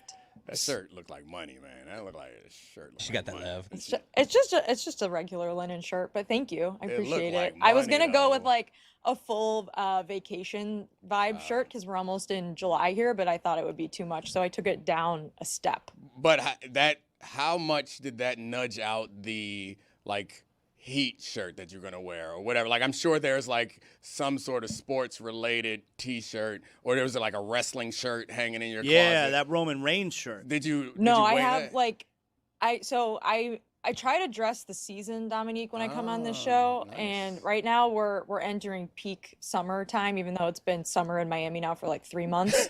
And I have a yellow shirt that has like a little lime and a pepper in it. Like it's a like the pocket is like a margarita, and I was gonna wear that shirt, and then I said I'm gonna wait till we're in the real dog days of summer for that one. So I put on a linen shirt that's like one step below that. Do you guys put that much thought in the morning? Oh yeah, I plan my shit There's out like no weeks in advance. absolutely no way. I mean, look at me. There's just no chance. Nah, Tony gives a little effort. Nobody else, no effort. My Tony. man Jeremy No, gives you're some not effort. talking about me. My man Pearl Jam. Jess, so like I mentioned, Dan not in today, and I don't know if you know why he's not in. My All man. He is busy. He is busy cleaning up after the Scots, or so he says. He is cleaning up after the Tartan Army, who he has been complaining has been making a mess of his neighborhood. And the video audience can see here. There he is. There's Dan. He has a broom and he has the dustpan. He looks like he is using a broom and a dustpan for the first time in 45 years. Really high up on that. Yeah, the form is not terrific. Kind of like how an alien would. Yeah. I mean, this looks like someone who has not used a broom and dustpan for 45 years here, but give him credit. He's out on the streets there, Jess. Just keeping things cleanly. Here's a broom and dustpan question for you guys. Do you sweep debris directly with the broom into the dustpan, or do you make a little pile and then sweep the pile into the dustpan? Oh, I make like 3 little piles around my like kitchen and living room area. Really? I love it. I sweep it right in, Jess. So every sweep is going into the dustpan? Yeah. That's the worst way to do that. Yeah, I'm a pile guy. Yeah, you gotta make a pile. Jess, you're a pile girl? I prefer vacuuming to sweeping. I only sweep if I have broken glass or large things, in which case, if it's glass, I'll sweep it directly in the dustpan. I was just the most impressed with, hey, me and Dan have the same broom. I thought there's no rich people brooms, huh? We all just have the same brooms? The same red broom. A rich person broom is a whole nother person. Can I be honest though? Like you see there, you see Dan sweeping, but he gave us the impression that filthy out there. The streets were covered in cigarette butts. It's not Yeah, that it looks dirty. pretty clean. It looks totally fine. In Dan's defense, like the clean part, and this was my criticism of elitist Dan yesterday, was like his big complaint was like there's more dirt on the streets, like that's really bad. Like it's not really dangerous or anything like that. It's a lot of dirt on the streets, but there are a lot of people. I'm staying on South Beach also, or Miami Beach also. There are a lot of people. They're singing late at night. It could get a little bit loud. I could get why it would be annoying, but the trash, that's not the problem. Well, I could go into the ocean. Would you lose a bet staying on South Beach? I mean, Right. it's Miami Beach. It's kind of the trade-off of staying in Miami Beach. Is like, it might get a little rowdy here. Well, so you mentioned there it might get a little rowdy. We have actual video footage of that as well. Oh, video footage. Yeah, now we got Video video footage. fo- Yeah. Video We got some video Whatever. We got some video Whatever. Throw it to the video. We have video footage of the partying, which apparently Dan has been saying has been for like the entire evening for 7-8 straight hours that he and his wife Valerie have not been able to sleep because it's been too wild, right? Let's see here. He's been complaining nonstop. Yeah, that's just everywhere he looks. I mean, that does look like a lot of people. Well, yeah, that right there, those are the Scots, those are the Tartan Army that are making their way like into the Marlins game a couple of days ago. I mean, it's just a mass sea of people. But these people have taken over South Beach as well. They're keeping Dan up late at night, and he has, decided to take it upon himself as the one who's going to clean up after them. Okay, fine. There you have it. So he's skipping the show just to take Yeah. a nap. Hey, That's there's kind of what I'm hey, there's gathering. Dan Le Batard. Yeah, cleaning. Was Sweeping. that your Scottish accent? No. Oh, okay. I am just enthralled by Spanish television right now. They're playing soccer like attached to foos as if they're it's like a real life foosball game where they're all attached to pole. Foosball is like the I've thing seen that where you do before. little sideways, like you're all on the side, you're playing soccer, trying to spin the things. They're doing a human life version of that, and I just can't stop looking at Human it. But life. anyways. But does someone move them? Like, is someone moving them with a stick? Or No, are they do just have have free to. will? They just have to keep their hands attached to the pole, but they can move. Uh oh. Yeah, that was a tough last like couple seconds there. I had to give a yellow. That was a crazy. What, did I say something? You poorly? didn't say shit, which is the problem. My man. Talking about foosball. I was following. Yeah, we're talking foosball. So, Jess, I I want to speak Chris Cody. I want to bring this up here. I've been waiting the whole show because this this is the coverage of this over the last week since the New York Knicks won the NBA Finals has really bothered me. All right, and yesterday there's been a little bit more that has been added to it because Becky Hammon. All right, Becky Hammon, the head coach of the Las Vegas Aces. We all know, very famously, because no one will let anyone forget about it, that like 3 years ago. Before she was I don't know if she was the coach of the Aces or maybe it was the offseason when she was being paid to be an analyst on ESPN. Uh-huh. She's an analyst on ESPN here. It's not like post-game after her team played, she decided to give thoughts on the Knicks and Jalen Brunson. She's literally on television being paid to give her thoughts on the NBA. And she's, did the famous Jalen Brunson. They got to get a dude. He's not a 1A guy. Those were her thoughts. And She said he's too short. That was specifically he's too short. Steph Curry's an outlier as like a 1A guy who was shorter that led a team to a championship, but that Brunson was too short. And she was also history saying, has. like, because she's 5'6", she was a small guard when she played in the W. She was a 6-time All-Star. Like, speaking from experience, like it's a league of bigs. That was kind of her point. But Yeah, go on. well, historically, she is still correct, but in regards to Brunson, she was wrong. Okay, fine. So yesterday, yesterday she opened up her post-game press conference after the Aces game to give a whole mea culpa. Here she was. All right, we'll start with some questions in the room, and then we'll head to Zoom if we have some time. Wait, I have a comment. Oh. To start. I was wrong. I was wrong. My opinion was wrong. Okay, let's go. All right, so good on her, but can we, you know what? Not even good on her. This is such bull. It really is. It's such bullshit. It's such bullshit. Why is because Becky Hammon was wrong about a sports opinion, which historically she's actually still right, but she was wrong about Jalen Brunson in particular. Why does she have to apologize? I don't understand this obsession with how Becky Hammon has to get up in front of people and say she was wrong about a sports opinion, as if all of us are not wrong about stuff every single day. My favorite things as was yesterday, her first comments to the media were that she's never gonna apologize for having an opinion because that's what ESPN pays me for. And then she got cyberbullied so much after that she was like, all right, I am gonna apologize. I'm sorry, I was wrong. Moving on. I think that Knicks fans and Jalen Brunson said this in his parade speech that these were things that rubbed Knicks fans the wrong way for years, that he was underestimated, that people didn't think he was good enough and didn't think he was a superstar. And now that they've won, they want everyone to bend the knee, kiss the ring, and admit they were wrong. And I get that. I just think it's funny seeing the two, and she was also, we should mention, famously a Spurs assistant for a really long time. So the fact that the Knicks beat the Spurs, I do think is an element in this too. But I think that it's funny because she's she's such a character in the WNBA as a head coach. She's one of the main characters of the WNBA, I would say, and is a very, I don't know if stubborn is the right word, but her doubling and tripling down on something and being I don't care what you think about me is kind of her personality. And so that meeting the Knicks fans who are just on a revenge tour against anyone who doubted them is, unstoppable force, immovable object a little bit. So they wanted her to apologize much earlier than she did. And it wasn't good enough that she waited a week and then finally got bullied into doing it.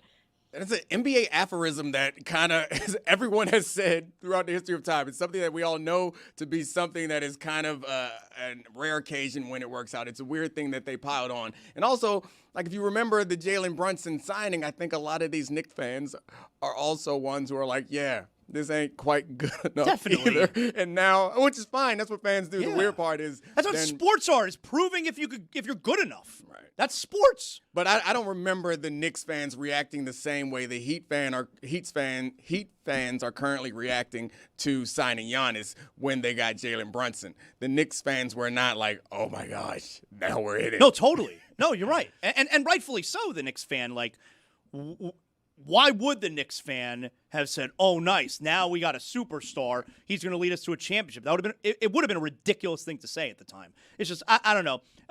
I guess good for her that she finally got up there, but she doesn't need to apologize to anyone. It's stupid to me, Jess. Well, yeah, I think that the whole sports media complex revolves around people making takes, and there's a lot of people who do this for a living, myself included at times, who are afraid to make takes because you're afraid to be wrong and to get yelled at by hordes of people, and for it to become the main topic of conversation after something happens where you feel why are people talking about that thing I got wrong instead of talking about the Knicks championship or whatever? Right. Just using that as an example because I've been right about the Knicks the whole time. Okay, make it clear. I was early on the OG Anunoby bandwagon 2 years ago. Okay, Josh Hart. I was talking about Josh Hart before it was cool to talk about Josh Hart. I mean, not really, but you get my point. They're playing soccer attached to foos as if they're it's like a real life foosball game. Woof. Well said. But anyway, hold on, run that back. Let me run that back. I mean, they actually helped you out there a little bit. Go ahead. They're playing soccer attached to foos as if they're it's like a real life foosball game. I feel like I kind of nailed that for how ridiculous the thing is I was looking at. Described it perfectly. Okay, Continue, but Jess. now imagine someone listening as opposed to watching the monitor like I have in front of me, and I could see the thing that you're talking about. There's no way anyone understands those words. They're playing soccer attached to foos as if they're it's like a real life foosball game. I know exactly what I meant. Thank you, Jess. Yeah. I think you got there. Took a minute. There was context on the back end there that also look at this guy. the thing fell through the floorboard But there. anyways, But I'm gonna give him a Zaz, go. do you think there's any reason in particular why, like, there were a lot of people that were wrong about Jalen Brunson. Do you think there's a reason why people are hung up on Becky in particular? Of course, because she's a woman. Of course that's why. It's so stupid. It's offensive. I mean, we get on television. I certainly do. But let's take ESPN, for example, because it's where Becky Hammon said it. People are getting things wrong or, opinions, and they end up being wrong all the time. And I'm not talking about someone like Stephen A. Smith because obviously he's so polarizing that everyone will say, hey, you were wrong about that, you were wrong about that. But take all the analysts and pundits below him, people like Becky Hammon, they're not being forced to apologize for things that they were wrong. She's the only one. And yeah, it's because she's a woman, obviously. That's all. It's stupid. Women are wrong about everything. Very predictable. Speaking of which, You should apologize. by the way, of you being afraid of becoming like the face, Jess, of saying something wrong, I now have become the face, apparently. You've noted this? You know what I'm going to say? You know what I'm saying? I love that this is where we got. I was hoping this is how we would segue into this topic. Go Okay, on. I have become the face because it's nonstop notifications I'm getting on my Instagram. Me too. Okay. Oh. I have become the face. It could be so many things. Yes. I have become the face, this punum right here. Look at it. Has become the face. Handsome. Of the ugly American who is okay with the beautiful game being ruined by the United States. Right, Jess? I am now the face of soccer being ruined. Yeah, Zaz, every time I log into Instagram, I have 70 comments and like 50 notifications that people are commenting on this video from last week on this show where you are arguing with me about hydration breaks. Yeah. And at some point, like late last week, this clip must have crossed the pond because there are so many, I think British people commenting on it being like, this is why we hate Americans. This guy is an idiot. He's ignorant. All this stuff. Like the top comment on this post has over 2,000 likes, and it just says Jessica is correct, which obviously I like that too. And at first, like the comments started out, they were kind of funny. They were like, "Jess is right." Like right. Zaz doesn't know At what he's first, it talking was about. fun. It's like our I was listeners. like, haha. Right. I was like liking them. I was like, yeah, I'm right. Oh, haha. I got his ass. And then they started getting really, really personal. And now they are, you've just become the face of ignorant, soccer hating My favorite comments are the ones that are like Americans like advertisements. They love for the side of advertisements. sports. Like we watch sports for the ads. Yeah. And like the game is like the advertisement to us. It's like the side part, which kind of fair. Yeah, So I enjoyed all of those. I'm still kind of like secretly liking some of them now. Because now there's so many comments. I'm like, Zaz won't notice if I like some of the mean ones. I would not notice. There's too many to keep track of. I mean, this is funnier, by the way, considering that Zaslow is Canadian. That too. But you're right. I'm American. I have dual citizenship. Thank you very much. But you're 100% right. I am now the face of advertising in soccer games, and I like advertisements during my sporting events. Matter of fact, you do. I prefer commercials over actual game time. That's apparently what I said. In your defense, haven't soccer teams in the Premier League and other European leagues, haven't they had ads plastered across their jerseys as if it were the team logo for much longer than professional sports teams have started to put these small logos in the corner? We're talking specifically about cutting to commercial during a running clock, like during a half of a game. And now, and also every now and then I get the notification, I'm getting this tutorial on how the hydration break, it ruins the momentum of the game. I got to get that. I have to have soccer mansplain to me what the water breaks are. I think that you should apologize. I think that you should do what Becky Hammon did and just say you were wrong and you apologize and it's time to move on. No, I'm not apologizing. It's ridiculous. I will wear this hat if I need to. I will wear this hat. So what is the take exactly? That you believe that the hydration break is good or that it doesn't bother you?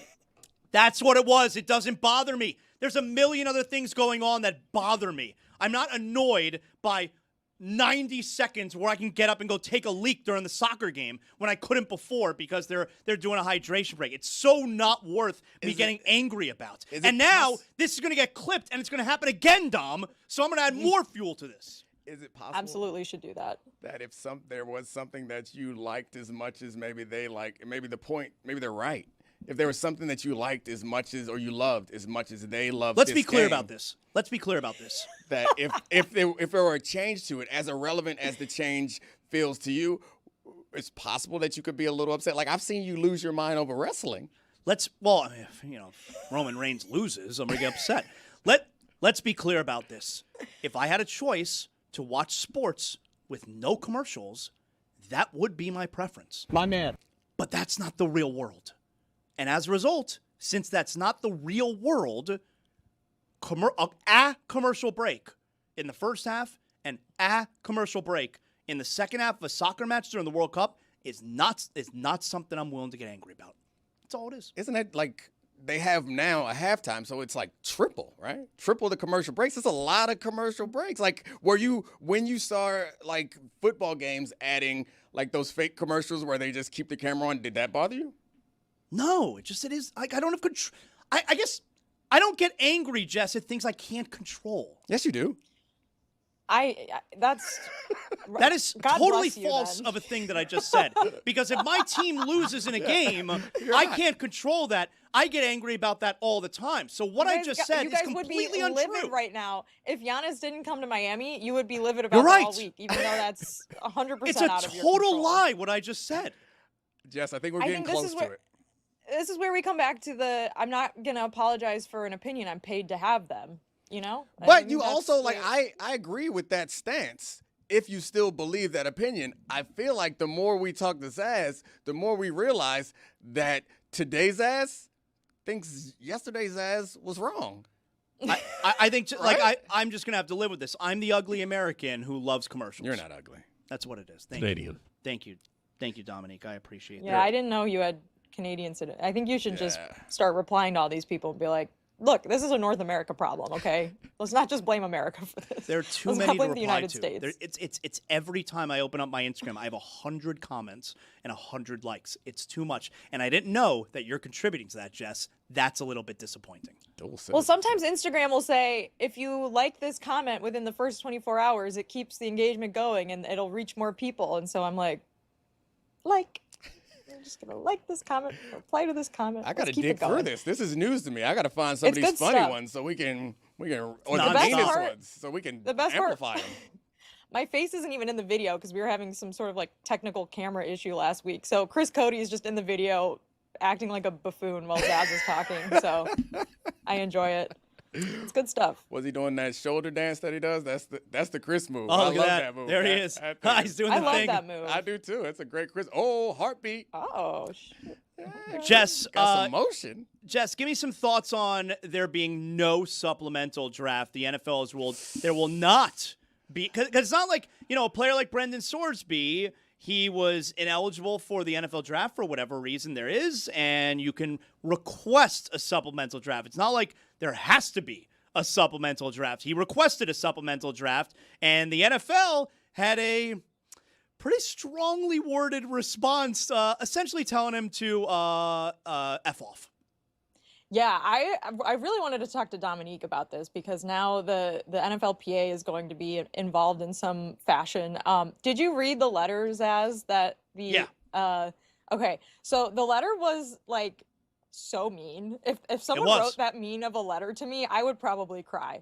And the letter also, and this is where we talked about like the PR angle of this for a few weeks. This is where I think the PR angle did kind of have some small effect where I don't know if anyone's viewing him as a sympathetic character, and maybe, and don't get me wrong, I understand like the thick line that has to be crossed for you to make exemptions or special accommodations for someone accused of gambling on their own team. But like maybe if he had a little bit more sympathy on his side and had really gotten people to understand the mental health angle of it, this letter is not so harsh and the NFL isn't shutting it down before we even get to the supplemental draft. Because the last few weeks we've been saying like, well, do we think he's going to get drafted? Do we think he'll get taken? Do we think, and the question should have been, do we think the NFL is even going to have a supplemental draft this year. Right, which no we one didn't was really saying that, discuss yeah. that option very much because we kind of thought it was a given that they would do it. But Dominique, I'm curious what your thoughts are on all of this. Yeah. And I mean, I think we all thought it was going to be a foregone conclusion. And I do think that the issue that pops up from a union perspective, you always want to like defend the process and not the person, which is it's inevitable as humans. We fall into this case where whether we like a guy or whether we think what he did or didn't do was good or bad or whatever, that kind of shades the way that we feel about it. And the NFL uses they haven't had enough time to do a full investigation as the shield to get behind, because my position on this would be, and he's not a part of the union until after he's on a team. So the union does not have the obligation to defend him, but I think that the union should take on cases like this, because anytime you allow a precedent to be set that someone's rights could be infringed upon without the proper process, I think that you're setting a bad precedent. So whether he's actually in the union or not, and I get this comes down to, as a lot of the conversations I have about sports and business come down to, it's about like the cost-benefit analysis and the leverage, the lev, as we discussed earlier. And right now, there's no huge benefit for the NFL to add him into the league. I promise you, if he was like a super popular, famous player, there would be more calculation. They would have had time to do the investigation, because my assumption is what they want to find out is, did he bet against his team? Is this a worry of him betting on his team going forward? Like, this process is not a super hard process for them to get to the bottom of. And I think that that's the evaluation is, all right, so we could let him in the league. How does that help us? It doesn't in any way. Right. It opens us up to some sort of risk where we look like we're a league that likes gamblers or whatever. So we're not going to do that. And that's why he needs someone. And I'm sure he'll file a lawsuit. I think Jeffrey Kessler, who's one of the best sports lawyers ever, is on his side. And this process will get drawn out. So I'm sure that's going to happen. But the union, I think, should always be involved in situations like this. The letter said, among other things, the sole reasons identified in your petition for seeking entry into the supplemental draft are that you have been, quote, declared ineligible by the NCAA and have, quote, exhausted all of your avenues to continue in the NCAA and, quote, want to now play in the NFL, unquote. The petition provides no information regarding the basis for or timing of the NCAA's decision. Public sources, however, indicate that in May 2026, the NCAA issued a determination declaring you permanently ineligible from participation in college athletics, et cetera, et cetera. It says the league does not have the complete record of the NCAA's investigation, and you did not provide any such materials with your petition. So basically the NFL is saying, like, in your own petition to us, you are just saying, like, you can't play college football anymore, so you think you should be But we entitled heard to what you may have be part done. of the league. Right. And like, I guess also didn't really provide a defense of him that they found compelling enough to alter their plans. That was sort of the gist of what they're saying is, like, in the CBA, it says that we may hold a supplemental draft. It doesn't say that they have to hold one if there's an ineligible player. It doesn't say that, you know, they're beholden to any other sort of circumstances. It just is a very kind of simple thing in the CBA, Dominique. So I guess, yeah, do you think, you know, and knowing how the NFLPA itself has gone through a lot of leadership changes over the past few years, do you think that if they just ignore this and don't really do anything, it doesn't necessarily set a precedent because they're not picking a side? Or like, what do you think that I think will do? You're right. It doesn't set a precedent, and I think it's hard to predict what this PA is going to do because the leadership changes, and it's been through a lot of tumult. Like, I was frustrated with them signing on with that the legislation because that seemed like that hurt the players in college sports. So, like, it's impossible to predict what this version of the players' union will do. And I think you're right. It doesn't necessarily set a precedent that this will never happen again. But I think in these cases, it does. Like, the momentum matters, because what's going to happen is next time there's a player in a situation like this, we're going to point back to this situation, which is what we did here. Was like, remember Terrell? Like, that's what we Terrell Pryor, we were like, hey, he got in a supplemental draft. And then we used that as the reason, or the way that we were going to talk about this, the reason why we thought this was a foregone conclusion, whether he was going to be suspended or not, which, again, I would say suspending a player for something that he did not, or something that he committed, infraction that he committed at a previous place, I think is also unfair. So that's my point. It's like, once you do things like that, maybe it's not like a legally binding precedent, but rather than starting from the middle or starting from your side, you're starting from a deficit where you're arguing, all right, the thing you did last time that we didn't disagree with, it's okay. It's not okay now. Now we want to fight it, which is why I always remind people that when the union is defending a player who's accused of some heinous crime, you're not defending the player. You're defending the process. Just because no one likes this guy doesn't mean you're allowed to treat him any old kind of way and, set in motion the concept that the league's allowed to do whatever it wants because they did it last time. Right. So I guess where we're at now is he's going to be eligible for the 27 draft. So he can't play college football. He can't be in the NFL right now because he's not going to be eligible to be part of the supplemental draft this summer, which is not going to happen. So is the best scenario here that he just trains for next year's draft and kind of keeps his head down and keeps a low profile? I think the best scenario is he can do both things. He can train and get ready for the next year's draft and try to push against the idea that they're not allowing him the right to work right now, which I'm sure the NFL would say we are not obligated to hold a supplemental draft, but you could say that this is an antitrust violation. This person is being denied the opportunity to work. And I'm getting a little bit too close to giving legal analysis when I'm certainly not a lawyer, but I've been through these processes I'm a lawyer. enough. Oh, that's right. You're a judge too, right? Yes. Okay. So And Canadian, apparently. Yeah, you got to pick a side. My man. So, Jess, do you have an internet minute for us today? Unfortunately. Thanks, Jess. Time to get in it. It's Jessica's Internet Minute. Do you guys know who Club Chalamet is? No. That's a person? Timothy? Kind of, yes. It's Timothy adjacent. Okay. Well, do you know who Timothy Chalamet She's so is? aggravated already. I do know who he is. Knicks fan. Okay. Timothy Chalamet is a famous actor who had, for a while, a Stan page run by a woman who called the page Club Chalamet. She was accused by a lot of people. It's fairly divisive. She's accused by a lot of other people as being too close to Timothy Chalamet and harassing and stalking and all these sorts of Stan behaviors that are unfortunately all too common online. You know about that Stan behavior, Dominique? No. Well, very common with sports figures now, I should add. So I do keep my eye on these things because they are definitely bleeding into the sports world. But anyways, she decided a few months ago she was done with Timmy, and I apparently turned her attention to Connor Story, who is, did you ever watch Heated Rivalry? Anyone? Oh, he's one of those guys? Yeah, he's the breakout star of Heated Rivalry. Okay. No? Okay. Well, allegedly, and I will say allegedly here, some of this was confirmed in a Complex article, so hopefully they went through some sort of editorial process, but allegedly she was at a hotel in Paris that Connor Story was at this past weekend, or this past week, and another Connor Story stan was there, and they got into some sort of altercation, and so now the Connor Story fans are fighting amongst each other, but this really famous, formerly Timothy Chalamet stan is involved. So, don't stans. That's what's happening on the internet. Don't stans get along? You asked. If you're the stan. No, God, no. Oh, no. I mean, they can, but they don't necessarily. You want to be the top stan?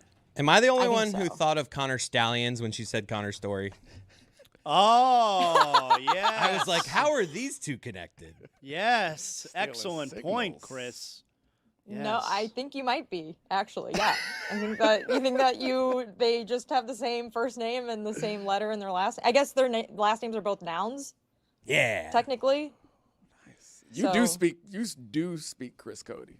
I do speak Chris Cody. I get where you're coming from now that I think about it.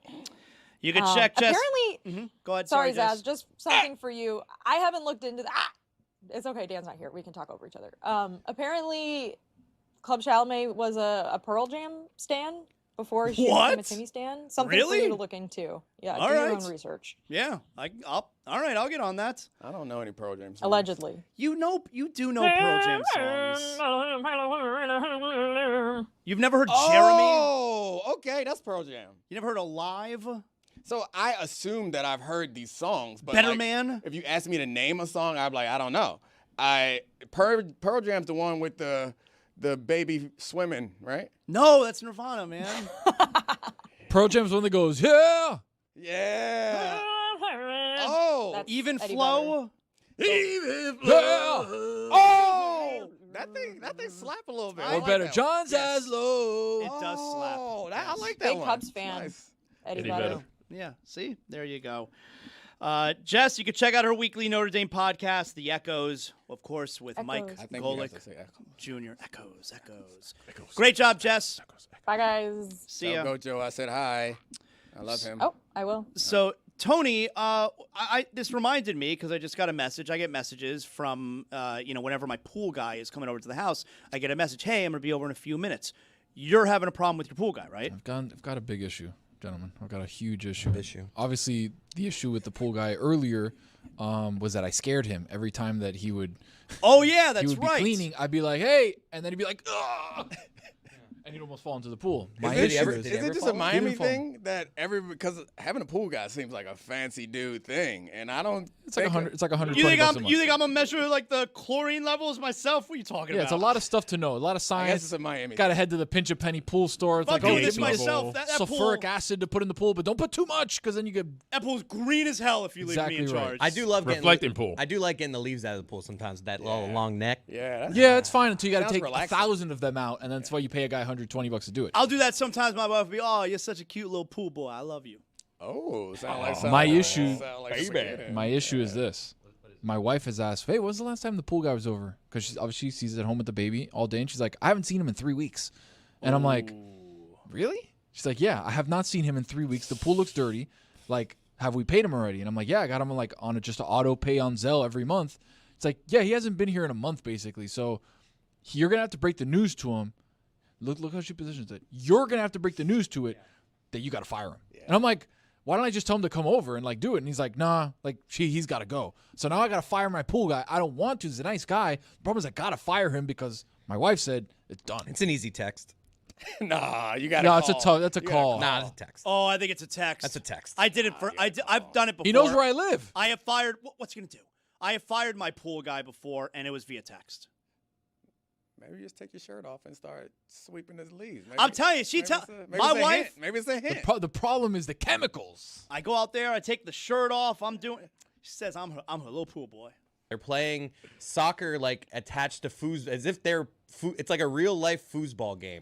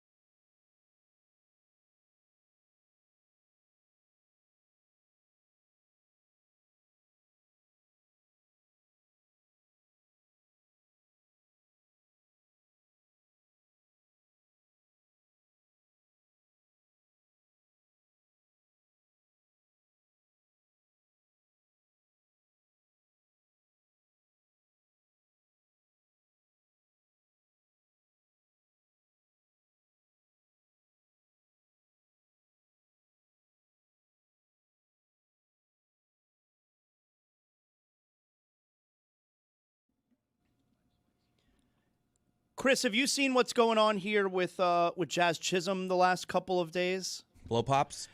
Yeah, like I guess he was playing second base a couple of days ago, and he just straight up got a blow pop. You know, the stick sticking out the mouth. He's got a blow pop out there, and it's a fan that'll give you 6 hours on WFAN. And I mean, I saw Aaron Boone being interviewed on one of the Yankee podcasts that comes up on my feed, and he was asked about it, and he's like, "Yeah, I talked to him," and they were like, "You know, he did it like a few weeks earlier up to bat," and he was like, "What?" Like Aaron Boone only known about the most recent one. And then yesterday, Jazz, after being told by Aaron Boone not to do it anymore, Jazz hits a home run, and that's when he just from his dugout grabbed it. And I love Jazz. And he put it like right into the camera. I mean, I don't know if it's smart for him to be like sticking it to his manager like that for no reason, but I do overall like Jazz. Yeah, he's already got a reputation. And in that city, in New York, with that team, I don't know if you want to be adding fuel to the fire there, Yeah, however, this is a results-oriented business. He hits enough home runs, I guarantee you all the New York fans are going to be out there with blow pops too. Has he been good this year, Chris? That is a good point. Like if he goes on a nonsense. If he goes on a run, like you're going to have a section of fans in the bleachers and they all have blow pops in their mouth.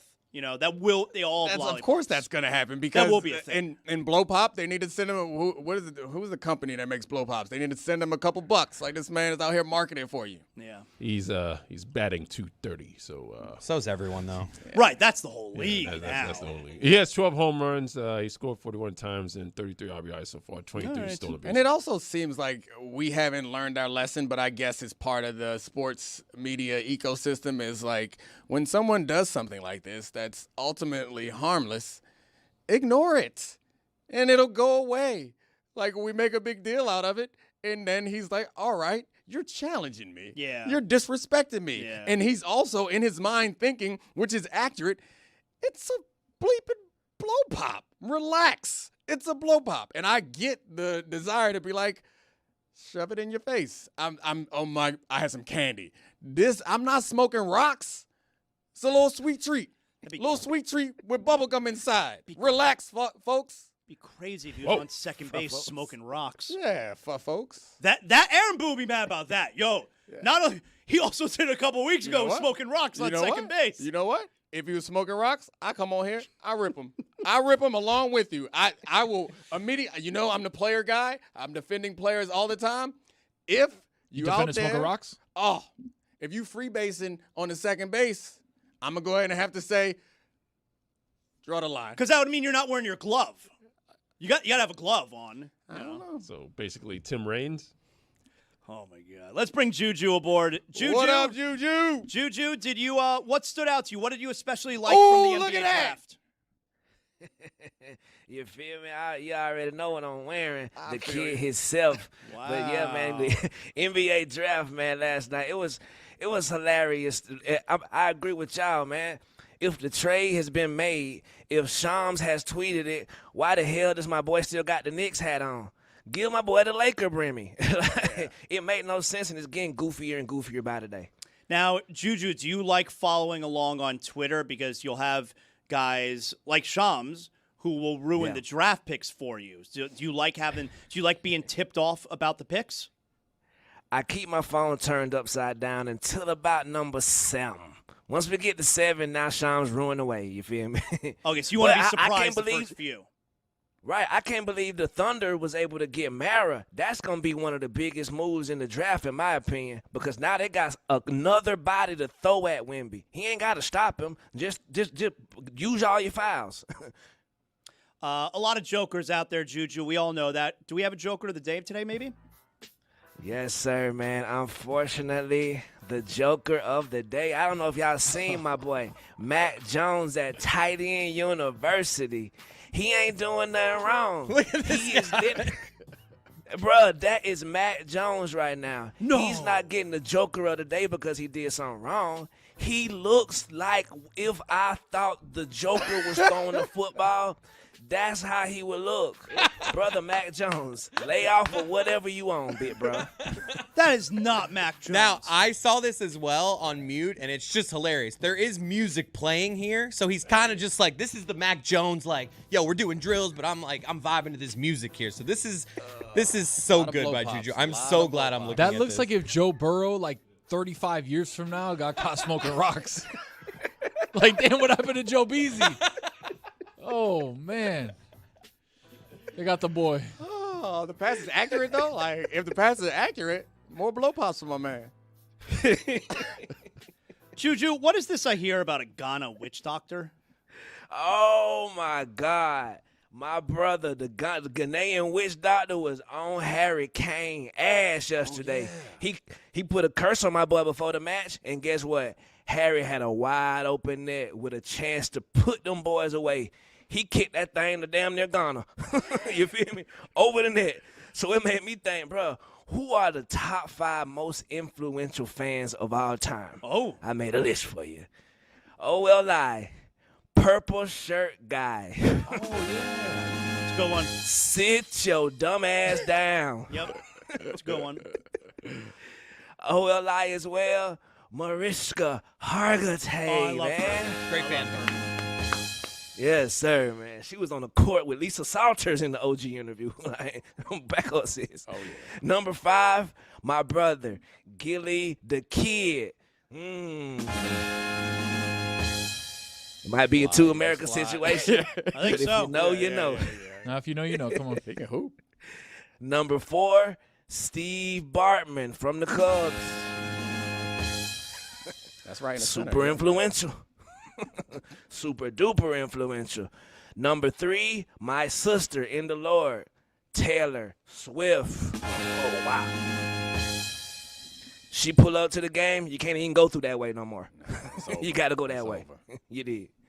Number 2, my brother, the witch doctor on Harry Kane ass.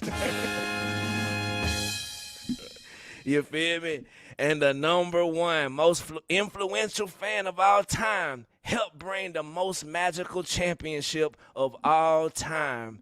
My brother, Danhausen. Wow, Danhausen. How about that? That's a good job out of you, Juju. All right, he lifted Yes, that sir. curse. Thank you, and brother. There you go, Danhausen. Have you met Dominique? You're in studio all the time in New York City with ESPN. Have you run into Danhausen yet? I have not. I feel like that's a for you, two Canadas situation. No, it's two Americas. When he said Dan, I was like, Dan Le Batard, the Knicks fan, making the list. No. Danhausen. Excellent job there. Juju, we'll get to some polls here. Before we do that, do we have any post-show awards? Oh, yes, sir, man. In honor of my brother Foxy, man, I'd like to get a first post-show award away to the jinx of the day, my brother Roy Bellamy. Yeah. Oh, Trying Roy. to jinx them boys. Way to go, Good Roy. job, Roy. Interception. Okay. Tony is right, too. My boy cost the U a national championship. I don't know if you know, you do know. Yep. The best ad read of the day goes to my brother Chris Cody. Yeah. Make that money, Strange. Chris. Make that money, baby. Strange. Yes, sir, man. The coach's challenge of the day goes to my brother 10 Day and the crew, man. Yeah, they got you, Dominic. That was good work. You're right. Nice, You're right. nice I'll on take that my one. card. I'm not even going to object. You got me. And lastly, the look at me Louie of the day, Dan Le Batard, Oh, yeah. two-time hater of the day winner. Was. Bruh, put the damn broom down. Yes. Get off the streets. Rich guy broom. You got your damn dustpan out there looking crazy as hell. Somebody, Valerie, tell him to sit down. I mean, look I'm at about that to put some form. socks on, too, while you're at it. Yeah. Them bag-ass shorts. I'm about to flame his ass for this. Terrible. But I love him. All right. Those awesome 90s ass shorts. Let's get to some polls, Juju. Let's do it. What do we got? Yes, sir, man. While I pull up the post, I'd like to remind the folks to listen to the Dominique Foxworth show right now, wherever Charlie you are. Clemens. Featuring Charlie. Featuring With- Charlie, my with- boy. He don't get neither of those. I was going to say, you wow, born? okay. My show. Are you born with that lev? 61% of the audience says yes, you are. My man. Yeah, my man. Is it called alienophobic if you are racist against aliens? 81% of the audience says yes, it is. Oh, My learn man. something new every day. There we go. Mm-hmm. It's a little impromptu poll because I ain't never heard of this one, Chris. Have you ever received a scam unlikely notification? Yeah. 80% of the audience says no, they have not. My man. Chris got that new phone. 20%. You got that new phone. You dig? And last poll, the most important poll, was Jeremy freeballing while working the Marlins game a couple nights ago? 85% of the audience says yes. I knew it. And those are your polls. I knew it. I You knew get it. in trouble for that. I feel like that's a violation of some kind. The workplace, you can't just be swanging. Good job, Juju. Thank y'all. See y'all. Never.